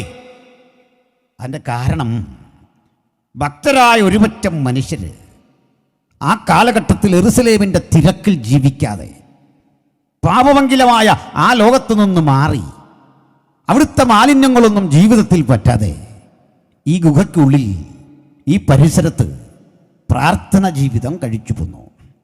നമ്മളുമായി ഇടപാടില്ല, പൊതുജനങ്ങളുമായി യാതൊരു ബന്ധവുമില്ല.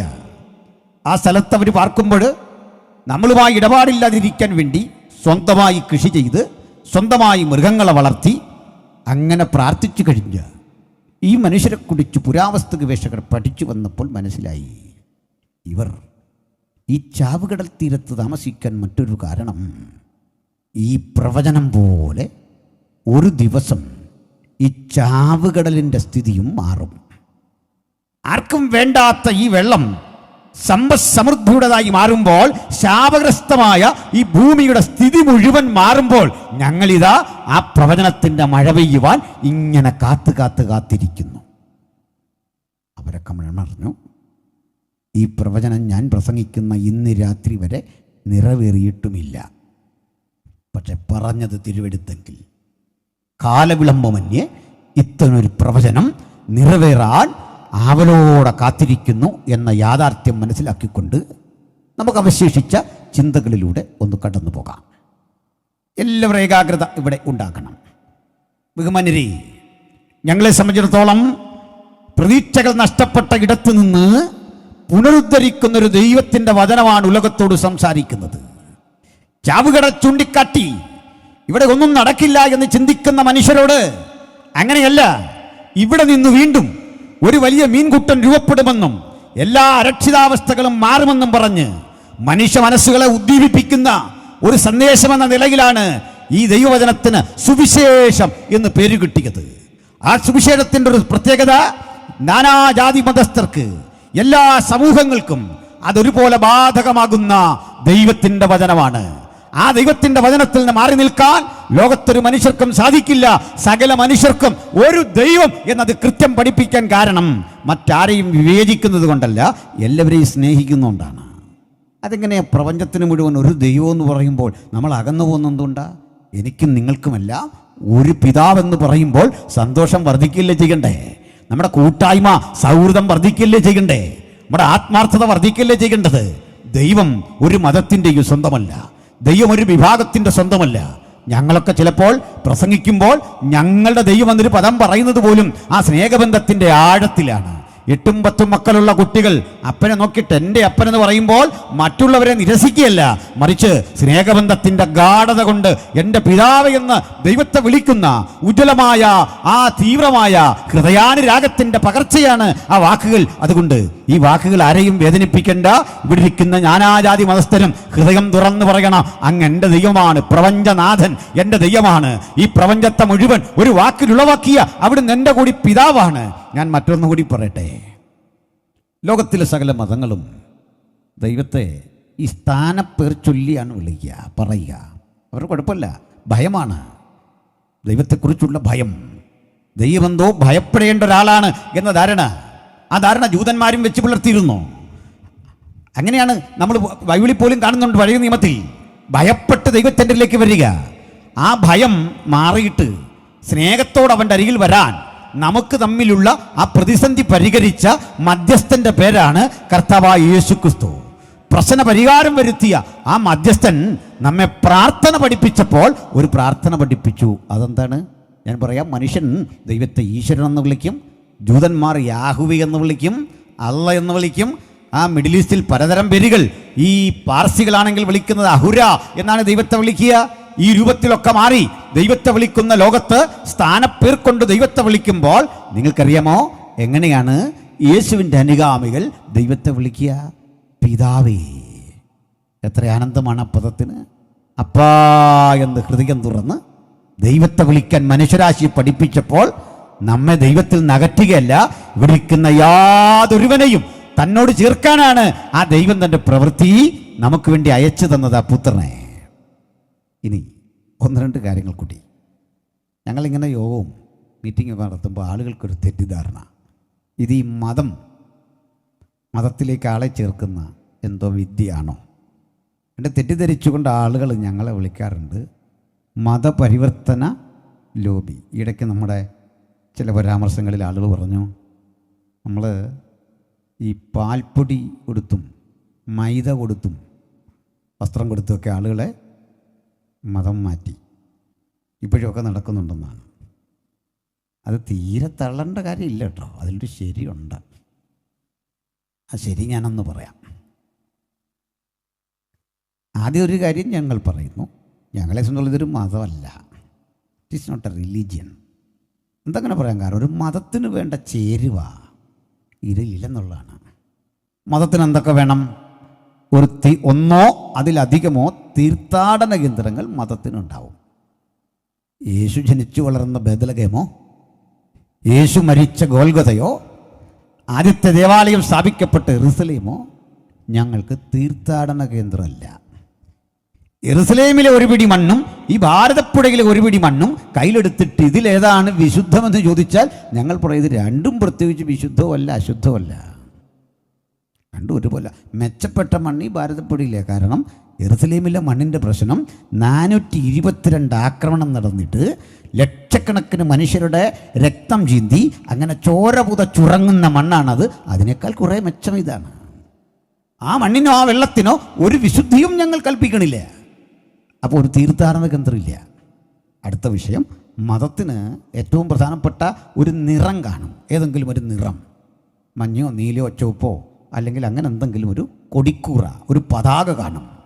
ഭൂമിയിൽ ഏതെങ്കിലും ഒരു നിറം മോശമാണെന്നോ മെച്ചപ്പെട്ടതാണെന്നോ ഞങ്ങൾക്കൊരു കാൽപ്പനിക സങ്കല്പമില്ല, ഒരു കൊടിക്കൂറ സ്വന്തമില്ല.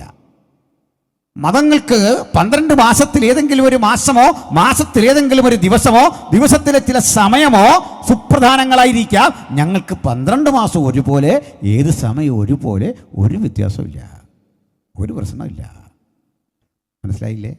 മതങ്ങൾക്ക് ആഴ്ചയിലെ ചില ദിവസങ്ങൾ മോശം, ചില ദിവസങ്ങൾ നല്ലത്. ഞങ്ങൾക്ക് മോശം ദിവസമില്ല. എനിക്ക് ഞാൻ അടുത്ത കാലത്താണ് ഒരു ചെറിയ വീട് പണിത്. ഇപ്പം ലൈവിൽ പോകുന്നുണ്ട്, അത് വലിയ പ്രശ്നമാകും. നമുക്കൊരു വീട് പണിതുകൊണ്ടിരിക്കുമ്പോൾ ഒരു ചങ്ങാതി പറഞ്ഞു, സ്നേഹം കൊണ്ട് പറഞ്ഞാണ്, ഈ വീടിൻ്റെ മുമ്പിൽ ഒരു കോലം ഉണ്ടാക്കി വെക്കണം. നമ്മുടെ പഴയ പാൻറ് ഉള്ളുകൊണ്ട് അതും വെച്ച് ടീഷർട്ടുമൊക്കെ വെച്ച് ഇട്ട് ഒരു ചട്ടിയൊക്കെ അതിലൊരു പടമൊക്കെ വരച്ച്. എന്തിനാന്ന് വെച്ചാൽ ഈ കണ്ണുദോഷം അതിന് കിട്ടണം.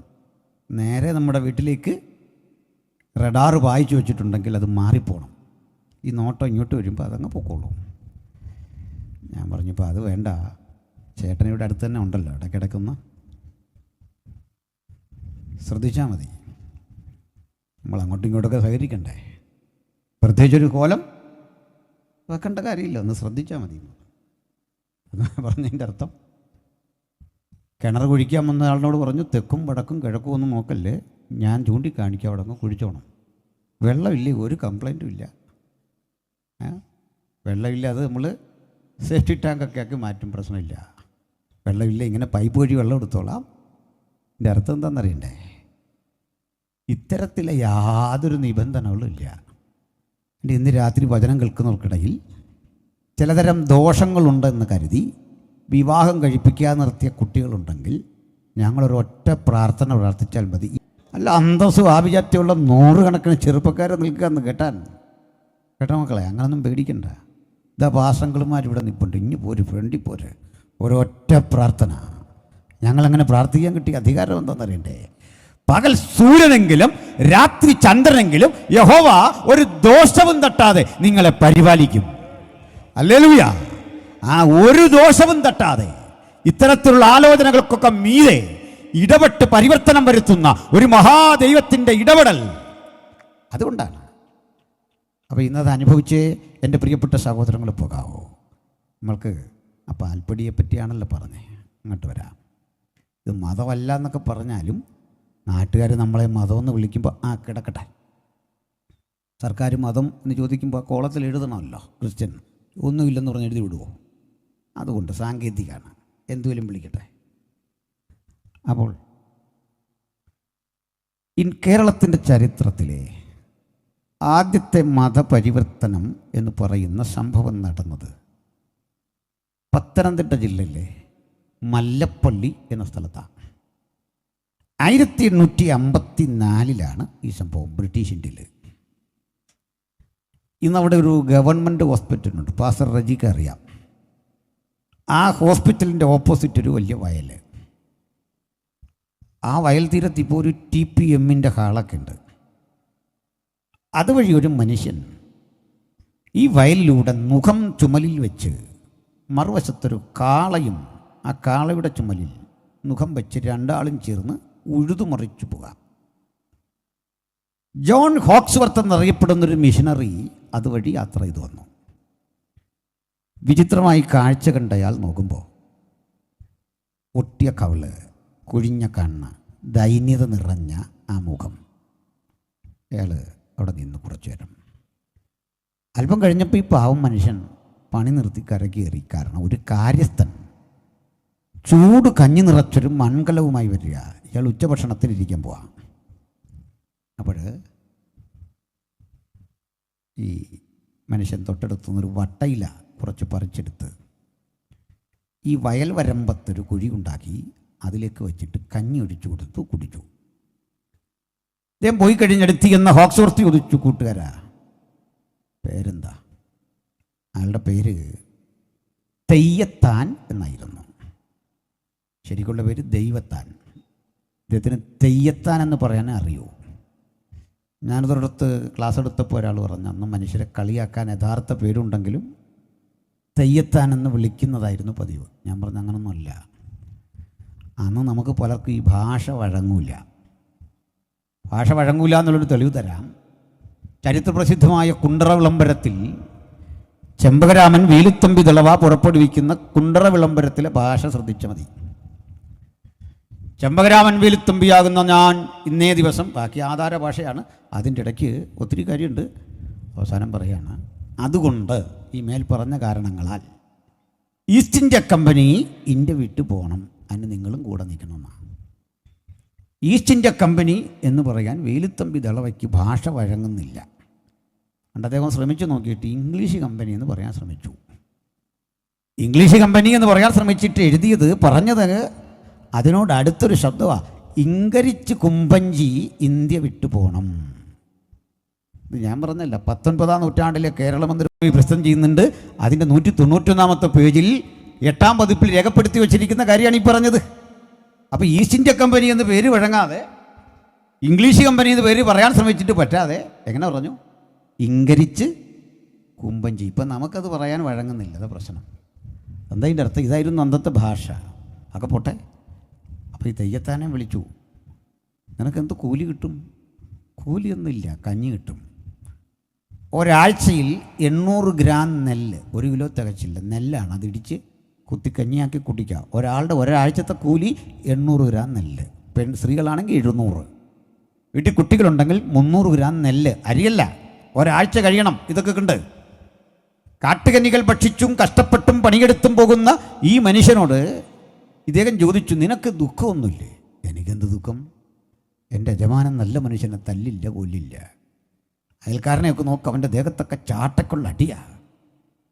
സങ്കടം തോന്നി മനുഷ്യൻ എൻ്റെ മുതലാളിയുടെ അടുത്ത് എന്നിട്ട് ചോദിച്ചു, അവനെ വിൽക്കുന്നോ? കേട്ടപ്പോൾ പറഞ്ഞു, അവൻ നല്ലൊരു മനുഷ്യനെ വിൽക്കത്തില്ല, വിശ്വസ്തനാണ്. കള്ളപ്പണിയൊന്നുമില്ല, ഞാൻ കൊടുക്കൂല. പറഞ്ഞ് ഹോക്സ്വർത്ത് പറഞ്ഞു എനിക്ക് വേണം, ചോദിക്കുന്ന വില തരാം. ഒടുവിൽ ചോദിച്ച വില ഒരു പുരുഷന് 21 രൂപ. 21 രൂപ എന്ന് പറയുമ്പോൾ അന്ന് 1 സെൻറ്റ് സ്ഥലത്തിന് കേരളത്തിലെ ആദ്യത്തെ ആധാരം നടന്നത് ഇടുക്കി ജില്ലയിലെ മൂന്നാറിൽ 3000 ഏക്കർ തോമസ് മൺറോ എന്ന മനുഷ്യൻ്റെ പേരിലാണ്.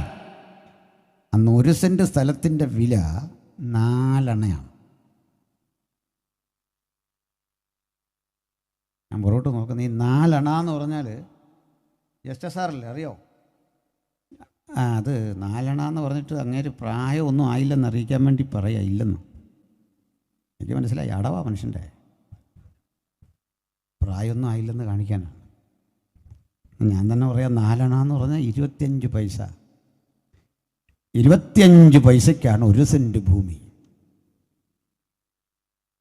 റജിബാസൊക്കെ അറിയാമോ? റജിബാസൊക്കെ ഇവിടെ ഇരിക്കുന്ന ഏതൊരാളെക്കാളും പ്രായം കൂടുതലാണ്, പുള്ളി സമ്മതിച്ചു, നല്ലത്. അപ്പോൾ 4 അണ, അപ്പം മനുഷ്യൻ്റെ വില 21 രൂപ. തിരുനക്കര മൈതാനം വരുമ്പോൾ 3 രൂപ, ചങ്ങനാശ്ശേരി വരുമ്പോൾ 3 രൂപ 50 പൈസ, മല്ലപ്പള്ളി ചെല്ലുമ്പോൾ 21 രൂപ. എന്താ കാര്യം എന്ന് അറിയണ്ടേ? അടിമകളെ സംഘടിപ്പിച്ച് കൊണ്ടുവന്ന വഴിക്ക് ഇവന്മാർ ഈ കൊണ്ടുവന്ന പുള്ളിയെ തല്ലിക്കൊന്നിട്ട് ചാടിപ്പോവും. വലിയ സാഹസികമാണ് അവിടെ വെച്ചല്ലേ. അപ്പോൾ അവിടുത്തെ അടിമയ്ക്ക് വില കൂട്ടും. 8 പേരെ ഹോക്സ്വർത്ത് വിലയ്ക്ക് വാങ്ങി. തൊട്ടടുത്ത മല്ലപ്പള്ളി ആറ്റിൽ ഇതുപോലെ കൊണ്ടുവന്ന പിതാവിൻ്റെ പുത്രൻ്റെയും പരിശുദ്ധാത്മാവിൻ്റെയും നാമത്തിൽ മുക്കിപ്പൊക്കിയില്ല, സ്നാനം കൊടുത്തില്ല. സായിപ്പ് തൻ്റെ പെട്ടി തുറന്ന് സോപ്പെടുത്ത് കൊടുത്തു. നേര് ധരിച്ചിരിക്കുന്ന ഒരു കൂമ്പ് പാളയാണ് നഗ്നത മറയ്ക്കാൻ. ആ കൂമ്പ് പാളയൊക്കെ കളഞ്ഞ് ഈ കുളിക്കാൻ വേണ്ടി സോപ്പ് അങ്ങോട്ട് കൊടുത്തു. നിറമുള്ള മണമുള്ള ഈ വസ്തു ആദ്യമായി ഒരു അടിമ കണ്ടത് 1854 കൊതിയോടിങ്ങനെ തേച്ചപ്പോൾ അദ്ദേഹം പറഞ്ഞു, ഒത്തിരി തേക്കണ്ട, അത് നിനക്കുള്ള. ഒരു പെട്ടിയിലെ സോപ്പ് മുഴുവൻ കാണിച്ചിട്ട് പറഞ്ഞു, ഇത് നിനക്കുള്ള, കുളിച്ചു. ഭാര്യയും മക്കളെയൊക്കെ 8 പേരെയും കുളിപ്പിച്ച് വൃത്തിയാക്കി. ഒരു റോള് തുണി വണ്ടിയിൽ നിന്നെടുത്ത് അത് കട്ട് ചെയ്ത് ഓരോരുത്തർക്കും ഓരോ പീസ് കൊടുക്കാൻ പറഞ്ഞപ്പോൾ പേടി. കാരണം കൂമ്പുപാള മാത്രം ഉടുത്ത് ശീലമുള്ള അടിമകൾക്ക് വസ്ത്രം ധരിക്കാൻ ഭയം. ചെളിവാരിയെറിയും, തല്ലുകൊടുക്കും, ആളുകൾ ഒരുമിച്ച് കൂടും, അവർക്ക് സ്വാതന്ത്ര്യമില്ല. ഭയം നിമിത്തം അവർ ഈ വസ്തുത പറയുമ്പോൾ തിരിച്ച് അവരോട് പറഞ്ഞു, ഇതേ ഞാനാ നിന്നെ വിലയ്ക്ക് വാങ്ങി, നീ എന്ത് ധരിക്കണമെന്ന് ഞാൻ തീരുമാനിക്കും, ആരും തടയില്ലവാ. ചരിത്രത്തിലാദ്യം അടിമയ്ക്ക് സോപ്പ് കൊടുത്തു, അടിമയ്ക്ക് വസ്ത്രം കൊടുത്തു. തിരുവല്ലയിലെ മിഷൻ ക്യാമ്പസിൽ കൊണ്ടുവന്ന് ഒറ്റ കൊല്ലം ശുദ്ധീകരണ പ്രവർത്തനം എന്തെന്ന് പഠിപ്പിച്ചു. പല്ല് തേക്കാൻ പഠിപ്പിച്ചു, വൃത്തിക്ക് കുളിക്കാൻ പഠിപ്പിച്ചു, മുടി മുറിക്കാൻ പഠിപ്പിച്ചു, സുന്ദരീ സുന്ദരന്മാരാകാൻ മക്കളെ പഠിപ്പിച്ചു, ഇംഗ്ലീഷ് പഠിപ്പിച്ചു, പാട്ട് പഠിപ്പിച്ചു, ബൈബിൾ വായിക്കാൻ പഠിപ്പിച്ചു. 1854 സെപ്റ്റംബർ 8 അല്ലെങ്കിൽ 10 ഇതിലേതോ ഒരു തീയതിയിൽ പിതാവിൻ്റെയും പുത്രൻ്റെയും പരിശുദ്ധാത്മാവിൻ്റെയും നാമത്തിൽ സ്നാനം കഴിപ്പിച്ചു. ഈ ദൈവത്താനൊരു പേരും കൊടുത്തു, Abel. This is the first conversion in the history of Christianity in Kerala. Kerala ചരിത്രത്തിലെ ആദ്യത്തെ സംഭവമാണ്. ചുരുക്കി പറഞ്ഞാൽ, ഇന്നൊരാൾ വിശ്വാസം സ്വീകരിച്ചു വന്നാൽ പെട്ടെന്ന് നിലാമുഖത്ത് ഞങ്ങൾ അവരെ മുക്കുന്ന പണിയില്ല. അതിൻ്റെ കാരണം ഈ ക്രിസ്തീയ ജീവിതം, ആത്മീക ജീവിതം നിർബന്ധ ബുദ്ധിയാൽ ചെയ്യേണ്ട, സമ്മർദ്ദത്താൽ ചെയ്യേണ്ട ഒന്നല്ല. അത് വ്യക്തിപരമാണ്. അത് പാപത്തിനെതിരെ അതിശക്തമായൊരു നിലപാടെടുത്തു കൊണ്ടുവരുന്ന ആ സംഘടിതമായ മനോഭാവത്തിൻ്റെ പേരാ ക്രിസ്തീയത എന്ന് പറയുന്നത്. ആ സംഘടിത മനോഭാവം ഒരു ശക്തിയുടെ പിൻബലത്തോടു കൂടിയല്ല, ദൈവവുമായി ചേർന്നുള്ള ആ കൂട്ടായ്മയുടെ ബന്ധമാണ്. അത് ഉറപ്പിക്കാതെ ഒരാളെയും ഞങ്ങൾ ഈ ആത്മീക ജീവിതത്തിലേക്ക് കൊണ്ടുവരില്ല. അതാ വസ്തുത. ഇങ്ങനെയാണ് ഇന്ത്യ മഹാരാജ്യത്ത് ഞങ്ങൾ 2000 ആണ്ടായിട്ട് പ്രവർത്തിച്ചത്. ഇനിയുണ്ട് 1-2 കാര്യം കൂടി, അതോടൊന്ന് പറഞ്ഞ് ഞാൻ പെട്ടെന്ന് വിടാം. ആ കാലത്തൊരു വലിയ സംഭവം നടന്നു. ഞാനീ പറയുന്ന പല കാര്യങ്ങളും ചരിത്രകൃതികളിൽ നിങ്ങൾക്ക് കിട്ടും. 2023 കേരള സാഹിത്യ അക്കാദമി പുറത്തിറക്കിയ ഒരു ഗ്രന്ഥമുണ്ട്. ഡോക്ടർ വിനിൽ പോളിൻ്റെ അവാർഡ് കിട്ടിയ ഗ്രന്ഥമാണ്. 11 പതിപ്പ് വിറ്റഴിഞ്ഞു. അടിമ കേരളത്തിൻ്റെ അദൃശ്യ ചരിത്രം അത് വായിക്കണം. ലക്ഷക്കണക്കിന് കോപ്പിയെ വിറ്ററിഞ്ഞ് പല സംഭവങ്ങൾ അതിലുണ്ട്. പ്രിയപ്പെട്ടവരെ, മറ്റ് കൃതികളുമുണ്ട്. സാമുവൽ മറ്റീർ, ഞാൻ കണ്ട കേരളം, അതൊക്കെ പഠിക്കേണ്ട കൃതികളാണ്. എന്തായിരുന്നു ഒരു കാലത്ത് ഈ കേരളാവസ്ഥ? മനുഷ്യാവസ്ഥ എന്തായിരുന്നു? മനുഷ്യന് വിലയും നിലയുമില്ലാത്തൊരു കാലം, അടിമകളായി വിറ്റിരുന്ന കാലം, വാങ്ങിയിരുന്ന കാലം. ആ കാലത്തിനൊക്കെ ഈ രാജ്യത്ത് മാറ്റം വരുത്തിയതിൽ ഈ ബൈബിളും അതിൻ്റെ പ്രസംഗകരും വഹിച്ച പങ്ക് സുസ്ഥിരമായ ഒന്ന്. അത് ചരിത്രത്തിൽ അടയാളപ്പെടുത്താതെ ആളുകൾ നിരാകരിക്കുമ്പോഴും ഓരോ സുവിശേഷ പ്രസംഗങ്ങളും മനുഷ്യരാശിയെ ഇരുട്ടിൽ നിന്ന് വെളിച്ചത്തിലേക്ക് കൊണ്ടുവരുന്ന ഉജ്ജ്വലമായ മനുഷ്യാവകാശ പ്രവർത്തനങ്ങൾ കൂടിയാ.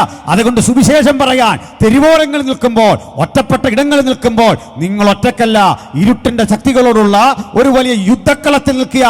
1000 ദൂതഗണങ്ങളൊപ്പം നിൽക്കുന്ന, പ്രാർത്ഥനാ മനുഷ്യരൊപ്പം നിൽക്കുന്ന ഉജ്ജ്വലമായൊരു പ്രവൃത്തിയാണ് ഓരോ സുവിശേഷ ഘോഷണവും. ചില സുഹൃത്തുക്കളൊക്കെ പരസ്യോഗങ്ങളെ വിമർശിക്കുന്നൊരു അന്തരീക്ഷമാണ്. ഞങ്ങളൊക്കെ ഇന്നും പരസ്യോഗത്തിൻ്റെ ഉൽപ്പന്നങ്ങളാണെന്ന് പറയാൻ മടിയില്ല. ആ വിഷയത്തിലേക്കൊന്നും കടക്കുന്നില്ല. അത് ഈ വേദിയുമായിട്ട് ഇപ്പോൾ പ്രസക്തമായൊരു കാര്യവുമല്ല. എങ്കിലും പറയട്ടെ, ഒറ്റക്കെന്ന് പറയുന്ന, ട്രാക്ട് കൊടുക്കുന്ന, ലഘുലേഖ കൊടുക്കുന്ന നിങ്ങൾ ഒറ്റപ്പെട്ട വ്യക്തിയാണെന്ന് ലോകം വിലയിരുത്തുമ്പോഴും ഒറ്റക്കല്ല. ക്രിസ്തീയ സാന്നിധ്യം, ദൈവത്തിൻ്റെ സാന്നിധ്യം, പരിശുദ്ധാത്മാവിൻ്റെ സാന്നിധ്യം കൂടെയുണ്ട്. അതിൻ്റെ തെളിവ് ഞാൻ പറയാം. സഹോദരൻ സ്റ്റീവൻ ദേവസി തുടങ്ങിയപ്പോഴേ പറഞ്ഞു, ഈ ആമുഖരാത്തിൽ തന്നെ ധാരാളം സഹോദരങ്ങൾ ഈ മണൽപ്പരപ്പിൽ വന്നു. 27 വർഷം മുമ്പ് ഇത് തുടങ്ങുമ്പോൾ ഇത്ര ആളുകൾ വരില്ല. നാളെ ഇതിലേറെ ആൾ വരും. അടുത്ത ദിനങ്ങൾ വലിയ അനുഗ്രഹമായിരിക്കും. എന്നാൽ എങ്ങനെയാണ് ഇന്ന് ഇത്രയും പേര് വന്നത്? അത് എന്നെപ്പോലെ പ്രസംഗം വരുന്നു എന്നറിഞ്ഞൊന്നും വന്നൊന്നുമല്ല. എനിക്കങ്ങനെ ഫാൻ ബേസുള്ള ആളൊന്നുമല്ല. അതുള്ള നല്ല പ്രസംഗരുണ്ട്. അവരെയൊന്നും ഞാൻ മോശമായിട്ട് പറഞ്ഞതുമല്ല. നിങ്ങൾ വരാനൊരു കാരണമുണ്ട്, ഞാൻ കണ്ടെത്തിയൊരു കാരണം. അത് സ്റ്റീവൻ ദേവസി പാടുന്നോർത്തും വന്നല്ല. നിങ്ങളാരും എന്നെയും ഇവരെയൊന്നും കാണാൻ വന്നല്ല. അദ്ദേഹം നാട്ടുകാരനായിട്ടോ മറ്റു സ്ഥലങ്ങളിൽ ആളുകൾ കുറേ കൂടെ കൂട്ടും. അദ്ദേഹത്തിൻ്റെ പാട്ട് കേൾക്കാൻ ആളില്ലെന്നല്ല അർത്ഥം. വരാനൊരു പ്രധാന കാരണമുണ്ട്. 27 കൊല്ലങ്ങൾക്ക് പുറത്ത് ഇത്തരമൊരു ലോകമൊന്നും കാണാൻ യാതൊരു പ്രതീക്ഷകളുമില്ലാത്ത കാലത്ത് ഇതുവഴി നടന്നുപോയ എത്ര ദൈവവൃത്തന്മാർ, ഈ മണൽപ്പരപ്പിൽ വന്നിരുന്ന് പ്രാർത്ഥിച്ചെത്ര മനുഷ്യർ, തൊട്ടു പിറ്റേന്ന് വലിയ മാറ്റമൊന്നും കണ്ടില്ല. ഈ മണലിൽ വീണ കണ്ണീര് ഈ മണൽ ബാഷ്പീകരിച്ച് മുകളിൽ വിട്ടു. അത് മുകളിൽ കിടപ്പുണ്ട്. ഈ വെള്ളം ബാഷ്പീകരിച്ച് മുകളിൽ പോയി കരീഭവിച്ചുറഞ്ഞ് നാളെ മഴയായി കിട്ടും പോലെ ഇവിടെ പൊഴിച്ച കണ്ണീരൊക്കെ മുകളിൽ കിടപ്പുണ്ട്. ഒരു ചായക്കാശിന് നിർവാഹമില്ലാതെ ഇതുവഴി തലങ്ങും വിലങ്ങും നടന്ന് സുവിശേഷം അറിയിച്ച പേരും പെരുമയുമില്ലാത്ത, ഫ്ലെക്സിൽ പേര് വരാത്ത, നോട്ടീസിൽ പേര് വരാത്ത നൂറുകണക്കിന് മനുഷ്യര് അന്ന് പ്രസംഗിച്ച്, അന്ന് പ്രാർത്ഥിച്ച് രൂപപ്പെടുത്തി അവരിട്ട വചനത്തിൻ്റെ വിത്തുകളാണ് ഇന്ന് ഫലം കായ്ച്ച് ഒരു വലിയ ജനാവലിയായി എൻ്റെ മുമ്പിൽ ഇരിക്കുന്ന ഈ മഹാസമുദ്രം. ഒന്നുറപ്പ, ഇന്ന് ഞങ്ങൾ പ്രസംഗിക്കുന്നതിന് ഒരു ഫലം കാണുന്ന കാലം വരുന്നുണ്ട്. അതിന്നല്ലെങ്കിൽ നാളെയെങ്കിൽ വലിയൊരു മഴയുടെ മുഴക്കമുണ്ട്. ഇതുവരെ കാണാത്ത ഒരു വലിയ ജനാവലിയുടെ മഹാസമുദ്രത്തിന്റെ അലയൊലികൾ നാളെ ഈ തീരത്തുണ്ടാകുമെന്ന് ഞങ്ങൾ ആത്മാർത്ഥമായി വിശ്വസിച്ച ഈ വചനം ഇന്ന് രാത്രിയും പ്രസംഗിക്കുന്നത്. അതുകൊണ്ട് ഇന്ന് ഈ ദിവസം എന്ത് കിട്ടുമെന്നല്ല, നാളുകൾക്ക് വേണ്ടിയുള്ള വലിയ കരുതലാണ് ഓരോ പ്രസംഗവും, ഓരോ പാട്ടും. ആ പാട്ടിലെല്ലാം മഹത്തര സന്ദേശമുണ്ട്. പ്രിയപ്പെട്ടവരെ, അങ്ങനെ ഇരിക്കുന്ന ഒരു കാലത്തൊരു സംഭവം ഉണ്ടായി. കോട്ടയത്ത് ഹെൻറി ബേക്കർ എന്ന പേരായൊരു സുവിശേഷം വന്നു. Henry Baker junior. അങ്ങനെ കോട്ടയത്തൊരു സ്ഥലമുണ്ട്, ബേക്കർ ജംഗ്ഷൻ. അപ്പോൾ ഈ മനുഷ്യൻ വള്ളത്തൊരു ഓഫീസൊക്കെ ഇട്ട് ജീവിക്കുക. അപ്പോൾ അന്നൊരു അടിമ, അയാളുടെ ഭാര്യ, 2 കുഞ്ഞുങ്ങൾ. മൂത്ത കുഞ്ഞിന് 7 വയസ്സാണ് പ്രായം. രണ്ടാമത്തെ കുഞ്ഞിന് 1.5 വയസ്സാണ്. അതൊരു പെണ്ണും മറ്റേ ആൺകുട്ടിയാണ്. അപ്പനെ അമ്മയും നാളെ വിൽക്കുക, കച്ചവടം ഉറപ്പിച്ചു. കുഞ്ഞുങ്ങളെ വേണ്ട, കാരണം ഇവരെ കൊണ്ട് വലിയ ചുറ്റിപ്പ് അതിനെയൊക്കെ വളർത്തണ്ടേ. ഇവർ രണ്ടും വിറ്റു എന്ന് പറഞ്ഞാൽ അത്രേ ഉള്ളൂ. ചെറിയ കുടിലുകളിൽ അവർ പാർക്കുന്നത്. ഈ തൊട്ടടുത്ത കുടിലും അടിമകളാണ്. ഇവരൊക്കെ തമ്മിൽ ഭയങ്കര വാക്കിലേറ്റവും ഏറ്റുമുട്ടലും, ചിലപ്പോൾ കായികമായി തന്നെ ഏറ്റുമുട്ടിക്കളയും. തെറിയും വഴക്കൊക്കെ ഉണ്ട്. തൊട്ടടുത്തൊരു മഹാശല്യക്കാരനാണ് താമസിക്കുന്നത്. എന്നാലും നാളെ പോവില്ലേ. അയാളൊരു വാക്ക് പറയാൻ വേണ്ടി ഭാര്യയും ഭർത്താവും ചെന്ന് വിളിച്ചു. അവൻ കുറുത്തനായിട്ട് തന്നെ ഇറങ്ങി വന്നു. ഇഷ്ടമില്ല ഇവരോട്. ഈ വന്ന മനുഷ്യർ പറഞ്ഞു, കൂട്ടുകാരാ, ഞങ്ങൾ നാളെ പോവും. ഞങ്ങളെ വിറ്റു, അങ്ങ് കൈനകരിക്ക് വിറ്റിരിക്കുക. കാടും പള്ളയൊക്കെ കടന്നു പോവും. നമ്മളിനി കാണില്ല. ഇന്നലെ വരെ തെറി വിളിച്ച് ആക്ഷേപിച്ച അടിമ പൊട്ടിക്കരഞ്ഞ് താഴെ വന്നിട്ട് ഇവരെ കെട്ടിപ്പിടിച്ചു. നമ്മളൊത്തിരി വഴക്കടിച്ചിട്ടുണ്ട്, ഞാൻ പലതും പറഞ്ഞിട്ടുണ്ട്. പക്ഷെ നിങ്ങൾ പോവല്ലേ, സഹിക്കാൻ വയ്യ, പോവാ. കുഞ്ഞുങ്ങളെന്ത് ചെയ്യും? അപ്പോൾ ഈ സ്ത്രീ പൊട്ടിക്കരഞ്ഞപ്പോൾ ഭർത്താവ് പറഞ്ഞു, അതാ അറിയാൻ വയ്യാത്തേ, ഇവർക്ക് എന്താകുമെന്നറിയില്ല, പോകാതിരിക്കാൻ വയ്യ. ഈ മനുഷ്യൻ പറയണേ, നിങ്ങൾ പൊക്കോ, ഞാനവരെ നോക്കും. എന്നെ വിൽക്കുന്നത് വരെ, അല്ലെങ്കിൽ പ്രാണനുള്ളത് വരെ ഞങ്ങളെ തല്ലില്ല, വഴക്ക് പറയില്ല, ഞാൻ നോക്കിക്കൊള്ളാം, ധൈര്യമായിട്ട് പൊക്കോ. അയാളുടെ ഭാര്യയൊക്കെ വന്ന് ഈ കുഞ്ഞുങ്ങളെ ആശ്വസിപ്പിച്ചു. മരണവീട് പോലെ അന്ന് രാത്രി ഉറങ്ങാതെ നേരം വെളുപ്പിക്കുക. നേരം പുലർന്നു, 5 മണിക്ക് ഉണർന്നു. 1.5 വയസ്സുകാരിയെ തട്ടി ഉണർത്തി കുളിപ്പിച്ചു. 7 വയസ്സുകാരനെയും കുളിപ്പിച്ചു. 1.5 വയസ്സുകാരിക്ക് കുളിക്കാൻ മടി, അത് ഉറങ്ങുന്ന കുഞ്ഞല്ലേ. പക്ഷെ അമ്മ കുളിപ്പിച്ചു. കാരണം ഇനി ഒരിക്കലും കുളിക്കേണ്ടി വരില്ല, അമ്മ കുളിപ്പിക്കാനുണ്ടാവില്ല. പാലൂട്ടി, അത് പെട്ടെന്ന് ഉറങ്ങിപ്പോയി വീണ്ടും. എന്നിട്ടും അമ്മ തട്ടി ഉണർത്തി പാലൂട്ടി. കാരണം ഇനി അമ്മയ്ക്ക് ഈ കുഞ്ഞിന് പാല് കൊടുക്കാനാവില്ല.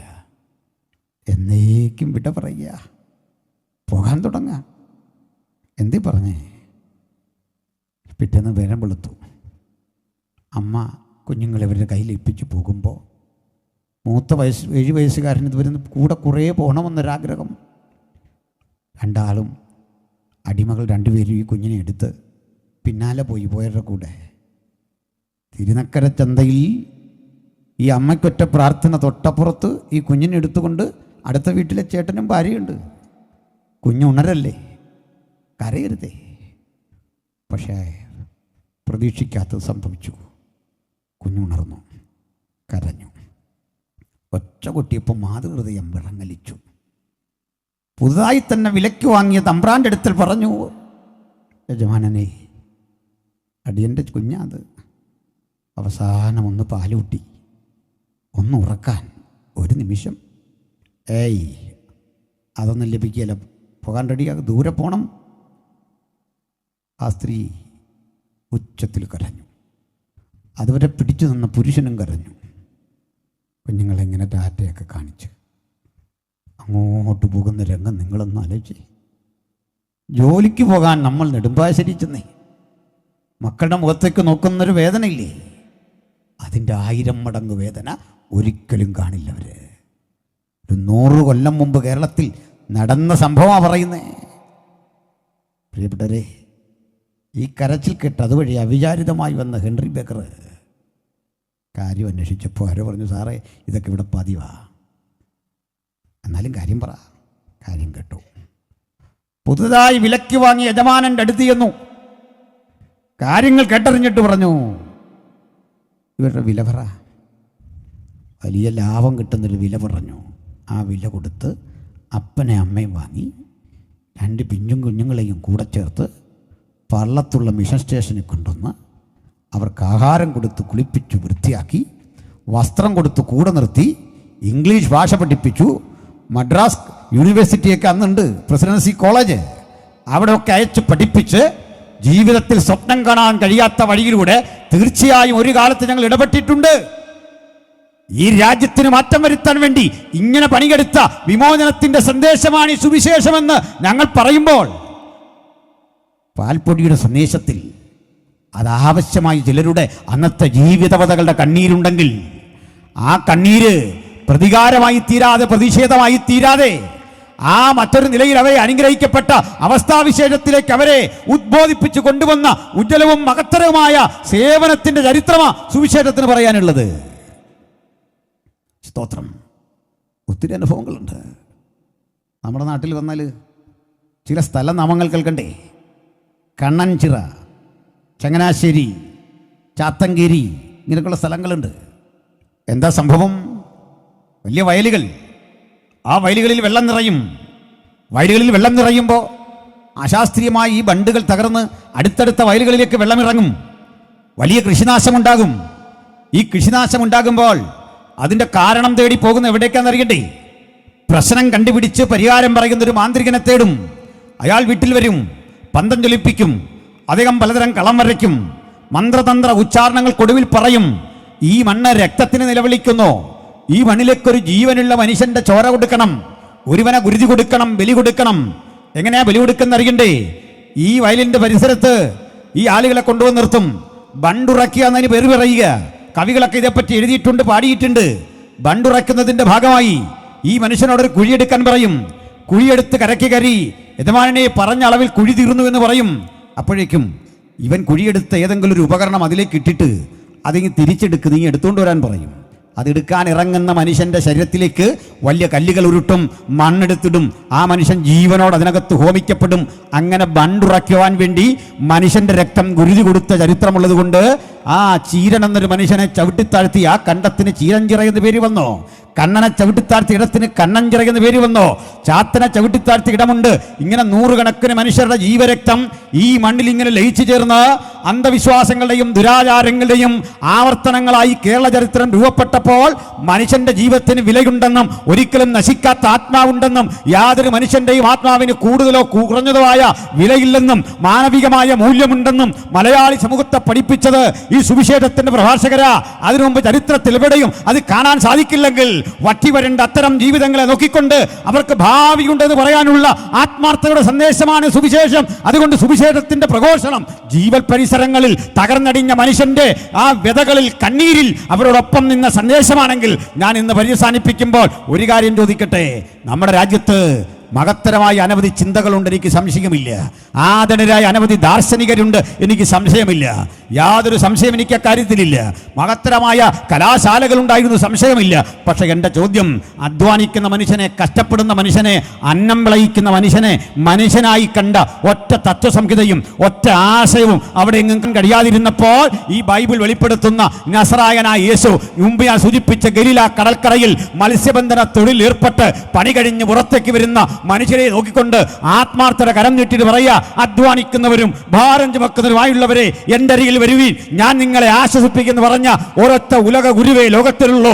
തനിക്ക് മുമ്പും പിമ്പും അങ്ങനെ ഒരാൾ ഇല്ലെങ്കിൽ ആ നസ്രായനായ യേശുവിനെ ഈ രാത്രി ഈ ഭാരതപ്പുഴ കൺവെൻഷനിൽ അധൈര്യനായി ഉയർത്തിക്കാട്ടിക്കൊണ്ട് ഞങ്ങൾ ആവർത്തിക്കുന്നു, മറ്റൊരുവനിലും രക്ഷയില്ല. നാം രക്ഷിക്കപ്പെടുവാൻ ആകാശത്തിന് കീഴിൽ മനുഷ്യരുടെ ഇടയിൽ നൽകപ്പെട്ട ഒരേ ഒരു നാമം യേശു ക്രിസ്തുവിൻ്റെ നാമം. ബഹുമാന്യരെ, പറ്റിവരേണ്ട കടല ഇതെന്ന് മാറും. ഈ അവസ്ഥയ്ക്കെന്ന് മാറ്റം വരും. നിങ്ങൾക്ക് തോന്നിയിട്ടുണ്ടോ? നല്ല വീടുണ്ട്, വാഹനമുണ്ട്, വീട്ടിൽ ഭക്ഷണമുണ്ട്, മക്കൾക്ക് ജോലിയുണ്ട്, സന്തോഷമില്ല.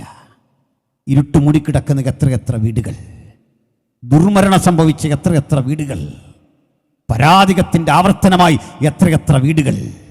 ഈ ഇരുട്ടിനെ നശിപ്പിക്കാൻ നിങ്ങൾ ചെയ്യുന്ന കർമ്മകാണ്ഡങ്ങളിലെ ഒരു പ്രവൃത്തിക്കും സാധിക്കില്ല എന്ന് കാലം തെളിയിച്ചിട്ടുണ്ട്.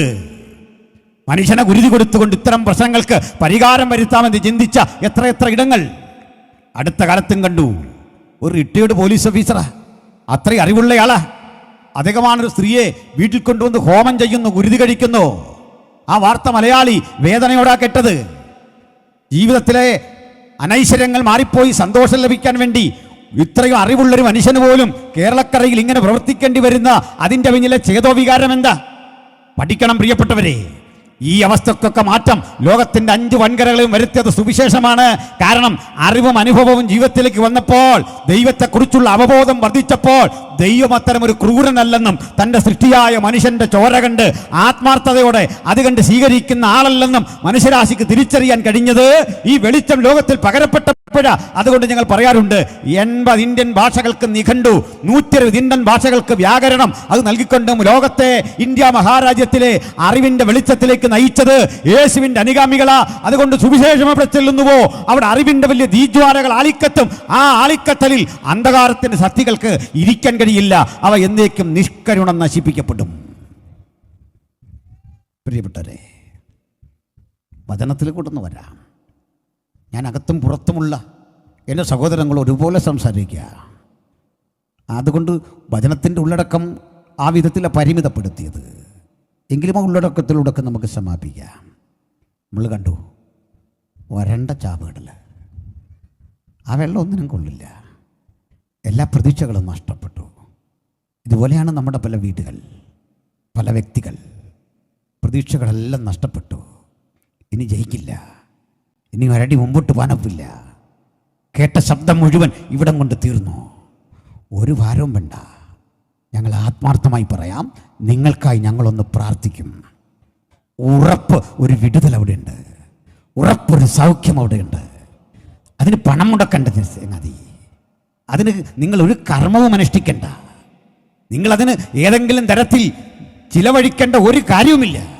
അതിന് സമയവും നാഴികയും കണ്ടെത്തേണ്ട. അത് പ്രാർത്ഥിക്കുന്ന ഞങ്ങളുടെ കഴിവല്ല, പ്രവർത്തിക്കുന്ന ദൈവത്തിൻ്റെ ആ ശക്തമായ ഇടപെടലാണ്, ആ ശക്തമായ കരത്തിൻ്റെ വൈഭവമാണ്. എത്ര പേർക്ക് ആഗ്രഹമുണ്ട് ചാവുകടൽ കണ്ട് ഇവിടെ ഒന്നും നടക്കില്ല എന്ന് ചിന്തിച്ചപ്പോൾ പ്രവാചകൻ ദൂതറിയിക്കുക, അങ്ങനെയല്ല, ഇതിനൊരു മാറ്റം വരുന്ന ഒരു ദിവസമുണ്ട്. ഇത് പറയുന്ന മനുഷ്യൻ്റെ ഒരു അവസ്ഥ കേൾക്കണ്ടേ. അദ്ദേഹവും ഒരടിമയായി പിടിക്കപ്പെട്ട് നമ്മളിന്ന് ഇറാഖ് എന്ന് വിളിക്കുന്ന രാജ്യത്തേക്ക് അടിമയായി പോയിരിക്കുക. ആ സ്ഥലത്തില്ല. ഇദ്ദേഹം ഒരു പുരോഹിതനാണ്. ബാക്കി രാജകുലത്തിൽ ശ്രേഷ്ഠന്മാരായ കുട്ടികളൊക്കെ ഔദ്യോഗിക ആവശ്യത്തിനു വേണ്ടി എടുത്തു. ഈ മനുഷ്യൻ ഇങ്ങനെ വലിയ മുള്ളുകമ്പി വലിച്ചു കിട്ടിയ വലിയ ക്യാമ്പിനുള്ളിൽ പണിയെടുക്കുന്ന മറ്റു മനുഷ്യർക്കൊപ്പമാണ്. അവരെ ചാട്ടക്കടിക്കും, കഠിനമായ ജോലി ചെയ്യിക്കും. ഇറാഖിലെ കനാലുകൾ കീറാൻ, തോടുകൾ വൃത്തിയാക്കാൻ, റോഡുകൾ വെട്ടാൻ കഠിനമായ ഊഴിയവേലയ്ക്ക് കൊണ്ടുവരികയാണ്. ഊഴിയവേല, ആ വാക്കിൻ്റെ അർത്ഥം ഭക്ഷണം കൊടുക്കുക, ജോലി ചെയ്യിക്കുക, കൂലിയൊന്നുമില്ല. ആ കൂടെ ഒരു പുരോഹിതൻ യെരൂശലേം ദേവാലയത്തിൻ്റെ മഹിമ കണ്ടറിഞ്ഞ ഒരു മനുഷ്യനെയും പിടിച്ച് ദേവാലയം തച്ചുടച്ച് ദേവാലയം കൊള്ളയടിച്ച് ഇയാളെയും കൊണ്ട് അവിടെ ഇട്ടിരിക്കുകയാണ്. പക്ഷെ ആ മനുഷ്യൻ പ്രതീക്ഷ കൈവിട്ടില്ല. അതാ തിരുവെഴുത്തിൻ്റെ ശക്തി. ഏത് ശൂന്യതയ്ക്കുള്ളിലും പ്രതീക്ഷ കൈവിടാത്ത ഭക്തൻ്റെ പ്രാർത്ഥനയ്ക്ക് മുമ്പിൽ നീങ്ങിപ്പോകാത്ത ഒരു വൈതരണികളുമില്ല, ഒരു പ്രതിസന്ധിയുമില്ല. പ്രാർത്ഥിക്കുന്ന മനുഷ്യൻ്റെ പ്രാർത്ഥനയ്ക്ക് മുമ്പിൽ പതറിപ്പോകാത്ത, ചിതറിപ്പോകാത്ത ഒരു ദുരാരോപണവുമില്ല. അതുകൊണ്ട് ഇന്ന് രാത്രി നമുക്ക് ജയിക്കണം. എന്തു സംഭവിച്ചു? അദ്ദേഹം കണ്ടൊരു കാഴ്ചയാണ് ഇന്ന് വായിച്ച വചനം.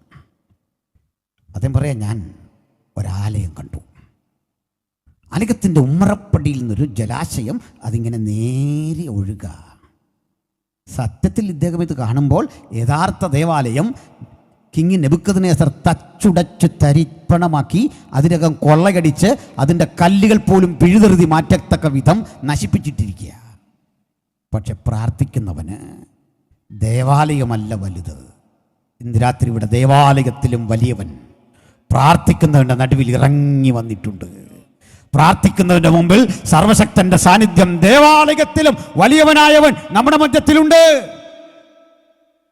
പ്രാർത്ഥിച്ചു കൊണ്ടിരുന്നപ്പോൾ ഒരു പുരുഷൻ, ഒരു ദൂതൻ, ഒരു ദർശനം കാണുകയാണ് ഈ മനുഷ്യൻ. ഒരു പുരുഷൻ കയ്യിലൊരു അളവ് ചരട്, ആ അളവ് ചരട് കയ്യിലെടുത്തിട്ട് ആ ചരട് കൊണ്ട് 1000 മുഴം അളക്കുന്നു. ഈ ജലധാര മുമ്പോട്ടൊഴുകി വെള്ളം പുറപ്പെട്ടു വന്നു. കാല് നനയാനുള്ള വെള്ളം, അതിൻ്റെ ഒരു സുഖമാണ്. ചൂടുള്ള ഘട്ടത്തിൽ കാല് നനയാനുള്ള വെള്ളം. ആശ്വസിച്ചിരിക്കുന്ന ഹെസക്കേലിനോട് പറയുക, ഇതുകൊണ്ടൊന്നും കാര്യമില്ല മോനെ, ശ്രദ്ധിച്ചേ.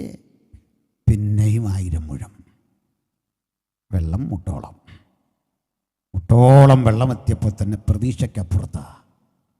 ഞാൻ കാലൊന്നും നനഞ്ഞു കിട്ടാൻ ആഗ്രഹിച്ചേ. നീ മുട്ടോളം വെള്ളം തന്നിരിക്കുന്നു. പിന്നെയും ദൂതൻ 1000 മുഴം. അരവരെ വെള്ളമെത്തിയപ്പോൾ അദ്ദേഹം പറയുക, ചിന്തിക്കുക, തമ്പുരാനെ, ഈ കനത്ത വേനലൊന്ന് മാറിക്കിട്ടാൻ ആഗ്രഹിച്ചു. ഇപ്പോൾ എൻ്റെ നിയന്ത്രണം നഷ്ടപ്പെട്ടു തുടങ്ങി. കാലുയർത്തുമ്പോഴൊക്കെ നിയന്ത്രണം മാറി മാറി വരുന്നു.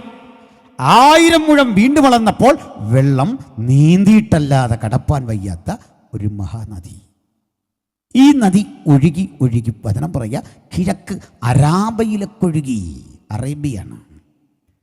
ആ ജലാശയം വന്ന് ഈ ചാവ് കടലിൽ പതിച്ചു. ചാവുകടലിൻ്റെ വെള്ളം ഉയർന്നുയർന്നു വന്നിട്ട് ചലനശേഷി നഷ്ടപ്പെട്ട സകല പ്രാണികളും ശക്തി കൈവരിച്ചു വീണ്ടും ഇതിനകത്ത് തുടിക്കാൻ തുടങ്ങി. എന്താ മനസ്സിലായി? വറ്റിവരണ്ടുണങ്ങിയ ചാവുകടലിലേക്കും ഒരാത്മനദിയുടെ പ്രവാഹം ഇന്ന് രാത്രി പുറപ്പെട്ടു വന്നാൽ ഏറ്റവും മോശപ്പെട്ട വെള്ളവും പരിവർത്തനത്തിന് വിധേയമായി അതിനെ പാടെ മാറ്റിക്കൊണ്ട് ഗുണകരമായ ഒരു റിസൾട്ട് ഉൽപ്പാദിപ്പിക്കാൻ കഴിയുമെന്ന് ഈ തിരുവെഴുത്താഴത്തിൽ നമുക്ക് ബോധ്യം തരുന്നു. ഇതാ പ്രവർത്തിക്കുന്നൊരു ദൈവം, ഇടപെടുന്നൊരു ദൈവം. ഈ പ്രവചനത്തിൻ്റെ നിവൃത്തി ഞാൻ പ്രസംഗിക്കുന്ന ഇന്ന് രാത്രി അല്ല സംഭവിക്കുന്നത്. യേശുവിൻ്റെ പുനരാഗമനത്തോട് ബന്ധപ്പെട്ട് 1000 ആണ്ട് വാഴ്ചയിൽ ഇത്തരമൊരു ദേവാലയം കാണുമെന്നും ആ ദേവാലയത്തിൻ്റെ മുമ്പിൽ നിന്ന് ഒരു പ്രവാഹം ഇങ്ങനെ രൂപപ്പെടുമെന്നും ആ നദി ചാവുകടലിൽ ചെന്നീർന്നിട്ട് ചലിക്കുന്ന പ്രാണികൾ എഴുന്നേൽക്കുമെന്നും ഈ വചനം പഠിപ്പിച്ച് നഷ്ടപ്പെട്ടു പോയ ആ ദേവാലയത്തിൻ്റെ പ്രതാപത്തെക്കാൾ ലഭിക്കാനിരിക്കുന്ന ശ്രേഷ്ഠതയിൽ വിശ്വസിക്കാൻ ഈ ആലോചന അങ്ങോട്ട് പറഞ്ഞു കൊടുക്കുക. പ്രവാചകൻ ആനന്ദനിർഭരമായൊരവസ്ഥയിലെത്തി. ഇന്ന് രാത്രി ഇത്തരം ചില കാഴ്ചകൾക്ക് ചില അകക്കണ്ണുകൾ തുറക്കട്ടെ, ഹൃദയം ത്രസിക്കട്ടെ. ഞാൻ പ്രാർത്ഥനയ്ക്ക് ഗുണം ചെയ്യുന്ന ഒരു സംഭവ കഥ പറഞ്ഞ് അവസാനിപ്പിക്കാം. പാടുന്നെങ്കിൽ പാടുവാനും തയ്യാറെടുക്കാം. പ്രിയ സഹോദരങ്ങളെ, പാട്ടുകാർ കൂടി പ്രയോജനപ്പെടുന്ന ഒരു കഥയെ പറയുക. എസക്കിലിൻ്റെ അവസ്ഥയിൽ നിന്ന് അടിമയാണ്. കൈകാലികൾ ബന്ധിച്ചിട്ടുണ്ട്. അടിമകൾക്കിടയിൽ ഇരുത്തിയിരിക്കുക. എല്ലാവരും കൈവിട്ടപ്പെട്ട അവസ്ഥയാണ്.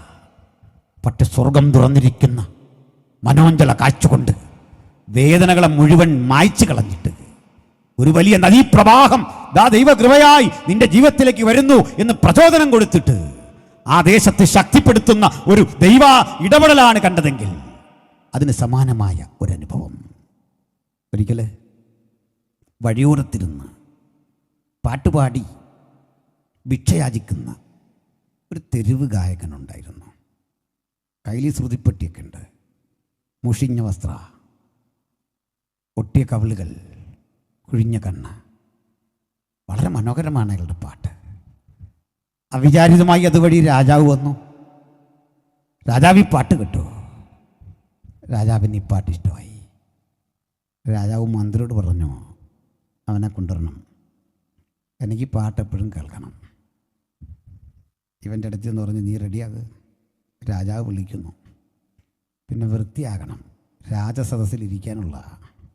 അവന് നല്ല വസ്ത്രം കൊടുത്തു, ശുദ്ധനാക്കി വൃത്തിയാക്കിക്കൊണ്ട് കൊട്ടാരത്തിലേക്ക് വരുമ്പോൾ അവൻ പറഞ്ഞു, ഞാൻ താടിയും മുടിയൊക്കെ വൃത്തിയാക്കാം, വസ്ത്രം പുതിയ ധരിക്കാം, ഈ ശ്രുതിപ്പെട്ടി കളയാൻ അടിയനോട് പറയരുതേ, ഇതെൻ്റെ പ്രാണനാ, ഒഴിവാക്കാൻ പറയില്ലേ? ഇല്ല, വന്നാട്ടെ. അവനതും കൊണ്ട് കൊട്ടാരത്തിലെത്തിയൊരു പാട്ട് പാടി. പാട്ട് കേട്ടപ്പോൾ രാജാവ് പറഞ്ഞു, നീ എങ്ങും പോകണ്ട, ഇവിടുന്ന് പാടിയാൽ മതി.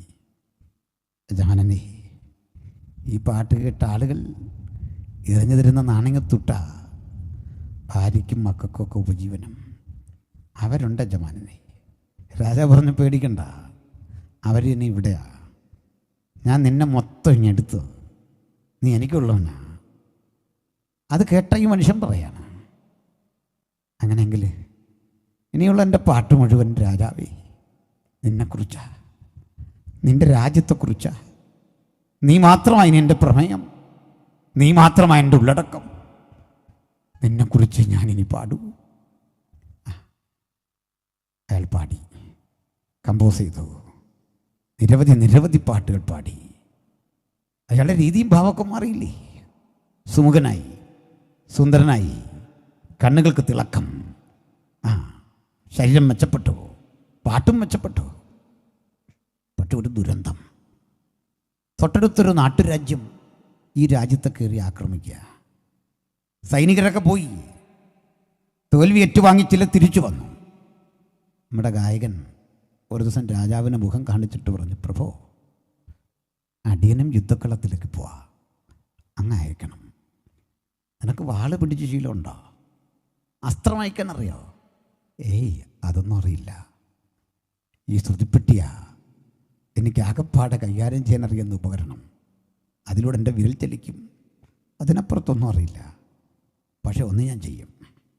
യുദ്ധക്കളത്തിൽ നിൽക്കുന്ന എൻ്റെ സഹപ്രവർത്തകർ യുദ്ധത്തിന് വേണ്ടി തയ്യാറെടുക്കുമ്പോൾ ഞാൻ എൻ്റെ രാജ്യത്തിൻ്റെ ദേശീയ ഗാനം പാടും. ഞാനവരെ പാടി പ്രചോദിപ്പിച്ചയക്കും. അതെനിക്ക് പറ്റും. ക്ഷീണിച്ചുറങ്ങുന്നവനെയും ഞാൻ ഉണർത്തും. യജമാനനെ അയക്കണേ, പ്ലീസ് യജമാനനെ. പോയി വാ, വിജയം വരിച്ചു വാ. ഒത്തിരി പാടി, അവർക്കെല്ലാം സന്തോഷം. പക്ഷെ അരുതാത്തത് സംഭവിച്ചു. യുദ്ധത്തിൽ നമ്മുടെ രാജ്യം തോറ്റു. അവനെ പിടിച്ചു. ആരോ പറഞ്ഞ് ഗായകനാ, അതുകൊണ്ടൊരു ചെറിയ വിട്ടുവീഴ്ച, കൊന്നില്ല. പക്ഷെ അവൻ്റെ കണ്ണ് രണ്ടും അങ്ങ് കുത്തിപ്പൊട്ടിച്ചു. പണ്ടങ്ങനൊക്കെയാണ്. ശത്രു രാജ്യത്ത് കൊണ്ടുവരുത്തി. എന്നിട്ട് ഈ പിടിച്ചുകൊണ്ടുവന്ന മനുഷ്യർ പറഞ്ഞു, ആ രാജാവിനോട് പറഞ്ഞു, യജമാനനെ, ഇവൻ വലിയ പുള്ളിയാണ്. ഇവൻ നമ്മുടെ രാജ്യത്തെ പരിഹസിച്ചും അവരെ രാജ്യത്തെ ഉന്മേഷിപ്പിച്ചൊക്കെ പാടുക. അവൻ്റെ പാട്ടാ കുറേ നേരം ആ ജനത്തെ യുദ്ധം ചെയ്യാൻ പ്രേരിപ്പിച്ചേ. എന്തൊരാവേശം ഇവൻ്റെ പാട്ടുകൾക്ക്. അങ്ങനെയാണോ? നല്ല പക്വതയോടെ പുതിയ രാജാവ് പറഞ്ഞു, താനൊരു പാട്ട് പാട്. ഇത് കേട്ട് ഈ മനുഷ്യൻ പറഞ്ഞു, യജമാനനെ, ക്ഷമിക്കണം യജമാനനെ, എനിക്ക് മറ്റു പാട്ടൊന്നും വശമില്ല. എനിക്ക് എൻ്റെ രാജ്യത്തെക്കുറിച്ച് പാടാൻ അറിയൂ. മതി, ഒരു പാട്ടല്ലേ എന്ന് പാട്. കേട്ട മാത്രമല്ലേ. അവനിത് കയ്യിലെടുത്തു, പാട്ടങ്ങോട്ട് തുടങ്ങി. കണ്ണിന് കാഴ്ചയില്ല. പാട്ടങ്ങോട്ട് പാടി വരുമ്പോൾ അവനൊരു അബദ്ധം പറ്റി.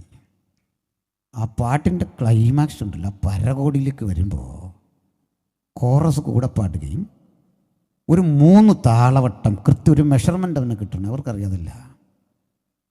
അവിടുന്ന് വേണം അടുത്ത ഒരു ഉച്ചസ്ഥായിൽ കയറി പാടണം. അതിങ്ങോട്ട് കയറി വന്നിട്ട് ഇടിച്ചങ്ങോട്ട് കയറണം. അതൊരിച്ചിരി പണിയുള്ള പരിപാടിയാണ്. പക്ഷേ ഈ ശത്രുരാജ്യത്ത് ആരാണ് ഇങ്ങനെ പിൻബലം കൊടുക്കാൻ? അവൻ അപ്പോൾ മാത്രം ഓർത്ത, ഞാൻ എൻ്റെ രാജ്യത്തല്ല, ഇവിടെ ഈ പാട്ട് ഇടിച്ചു നിൽക്കും, ഇനി ഒരടി എനിക്ക് മുമ്പോട്ട് വന്നാവില്ല. അവൻ നിരാശനായി പാട്ടവിടെ നിർത്താൻ പോവാ. ആ പാട്ടിൻ്റെ ക്ലൈമാക്സിൽ തൻ്റെ രാജ്യം ജയിക്കട്ടെ ജയിക്കട്ടെ, അഭംഗുരം മുന്നേറട്ടെ എന്ന് പറയുന്ന ആ പ്രചോദനത്തിൻ്റെ ശബ്ദമാണ് ഉള്ളിലോർത്തു. അതെനിക്കിനി പാടാൻ വയ്യല്ലോ, ഞാൻ എന്ത് ചെയ്യും?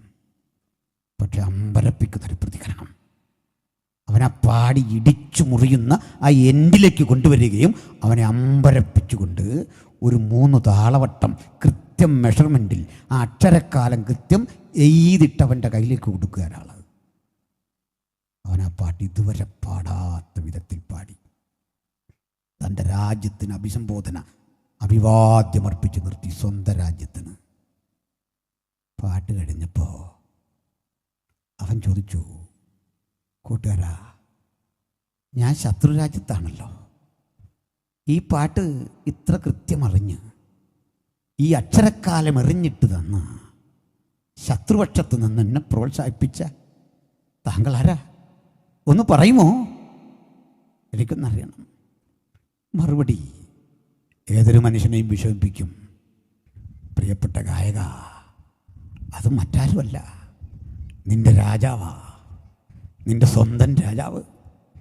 എൻ്റെയും കണ്ണുകുത്തി പൊട്ടിച്ച് നിന്റെ തൊട്ടരികിൽ ഇരുത്തിയിട്ടുണ്ട്. ഞാനിവിടെ ഇരിക്കുമ്പോൾ നിനക്ക് പദവി വാഗ്ദാനം ചെയ്ത് ശത്രുരാജ്യം നിന്നെ ക്ഷണിക്കുക, നിന്നെ മുഴുവൻ അവർ പിടിച്ചെടുക്കാൻ ശ്രമിക്കുക. ആ ഘട്ടത്തിൽ അവിടെയും മറക്കാതെ നീ എന്നെക്കുറിച്ചൊരുത്ത് പാടിയപ്പോൾ വിലങ്ങണിഞ്ഞെൻ്റെ കൈകൾ അറിയാതെ നിനക്ക് വേണ്ടി ഈ അക്ഷരക്കാലം എറിഞ്ഞിട്ട് തരുന്ന 3 കൈത്താളം കൊണ്ട് പിൻഗമിച്ചു. എന്തതിൻ്റെ അർത്ഥം? ഏത് പ്രതിസന്ധിയിലും ഒപ്പം നിൽക്കുന്നൊരു രാജാവ് നമുക്കുണ്ട്, കൂടെ നിൽക്കുന്നൊരു രാജാവുണ്ട്. ഏത് തീച്ചൂളയിൽ ഇറങ്ങി വരുന്ന ഒരു രാജാവുണ്ട്, അഗ്നിയിൽ 4-മനായി ഇറങ്ങി വരുന്ന ഒരു മഹാദൈവമുണ്ട്, ഏത് വേദനയിലും ഇടപെടുന്ന ഒരു ദൈവമുണ്ട്. അടച്ചിട്ട ചുവരുകൾക്കകത്തിറങ്ങി വന്ന് നിനക്ക് സമാധാനം എന്ന് പറയുന്ന ഒരുവനുണ്ട്. വേദനിപ്പിക്കുന്ന ഒറ്റപ്പെടലിൽ കൂടെ നിൽക്കുന്ന ഒരു മഹാദൈവം. ആ ദൈവത്തെ ഈ രാത്രി അടുത്തറിയാൻ ആർക്ക് മനസ്സുണ്ട്? ഗുരു, എനിക്ക് നിന്റെ കൂടെ, നിനക്കൊപ്പം നിൽക്കണം, അങ്ങയ്ക്കായി നിൽക്കണം, അങ്ങയുടെ മകളാകണം, അങ്ങയുടെ മകനാകണം, ആ പാദാന്തികമടങ്ങണം, എനിക്കായി ഒന്ന് പ്രാർത്ഥിക്കണം. ആർക്ക് പറയാം ഇന്ന് രാത്രി? അങ്ങനെ ഒരാളെങ്കിലും ഇവിടെ ഉണ്ടെങ്കിൽ ഞങ്ങൾ പ്രാർത്ഥിക്കും. നിങ്ങൾക്കൊരു വിടുതൽ, ഒരു സൗഖ്യം, ഒരു അഭിവൃദ്ധി, അത് ജീവിതത്തിൽ ഉറപ്പ്. ഈ നസ്രായനെ കണ്ടെത്തുക വഴി പാപമോചനം സിദ്ധിച്ച ശുദ്ധ മനസാക്ഷി ഉറപ്പ്, നിത്യത കരഗതമാക്കാനുള്ള ഈ ആഹ്വാനം കൈക്കൊണ്ട് ഞാൻ യേശുവിനായി എന്നെ തന്നെ സമർപ്പിക്കുന്നു എന്ന് ആർക്ക് പറയാ? അങ്ങനെയുള്ള ആരെങ്കിലും ഉണ്ടെങ്കിൽ അവർക്ക് കരമുയർത്താം. ഞങ്ങൾ നിങ്ങൾക്കായി പ്രാർത്ഥിക്കും. പ്രാർത്ഥിക്കാൻ ചിലർ കരമുയർത്തുന്നു. നന്ദി. നിങ്ങൾ കരമുയർത്തിയത് വിദൂരങ്ങളിൽ ചിലത് ഞങ്ങൾക്ക് കാണാൻ സാധിക്കുന്നില്ല, ഇരുട്ടിൽ ചിലത് കാണാൻ സാധിക്കുന്നില്ല. ചില കരങ്ങൾ ഉയർത്തപ്പെട്ടത് കാണുന്നു. ഉയർത്തപ്പെട്ട ആ കരങ്ങൾ നിങ്ങൾക്ക് താഴ്ത്തിയിടാം. പുതുതായി ഒരാളെങ്കിലും ഉണ്ടെങ്കിൽ ഞാൻ യേശുവിനെ അനുധാവനം ചെയ്യുന്നു. ഈ ഉഷ്ണം തട്ടിയ, ഈ വറ്റിവരേണ്ട ഇടത്ത് ഒരു സമൃദ്ധിയുടെ ഐശ്വര്യത്തിൻ്റെ അനുഭവങ്ങളെ തരാൻ കഴിയുന്ന ആ നസ്രായനെ അനുഗമിക്കാൻ തുനിയുന്നു. ആർക്കാഗ്രഹമുണ്ട്? ഞങ്ങൾ നിങ്ങൾക്കായി പ്രാർത്ഥിക്കും. തീർച്ചയായും അങ്ങനെയുള്ള ആളുകൾ യോഗാനന്തരവും ഞങ്ങളെ സമീപിക്കാം. നിങ്ങൾക്കായി ഞങ്ങൾ പ്രാർത്ഥിച്ചേ മടങ്ങൂ. ഈ രാത്രി വചനം കേട്ട സകലരെയും സർവശക്തൻ ആശ്വസിപ്പിക്കട്ടെ, അനുഗ്രഹിക്കട്ടെ എന്ന പ്രാർത്ഥനയിൽ ഞാൻ ഉപസംഹരിക്കുന്നു. ഈ വചനങ്ങളാൽ കർത്താവ് നമ്മൾ അനുഗ്രഹിക്കട്ടെ. ശേഷം കാര്യങ്ങൾ പ്രിയപ്പെട്ടവർ ക്രമീകരിക്കും. ദൈവകൃപ കൂട്ടിയിരിക്കട്ടെ. ആമേൻ.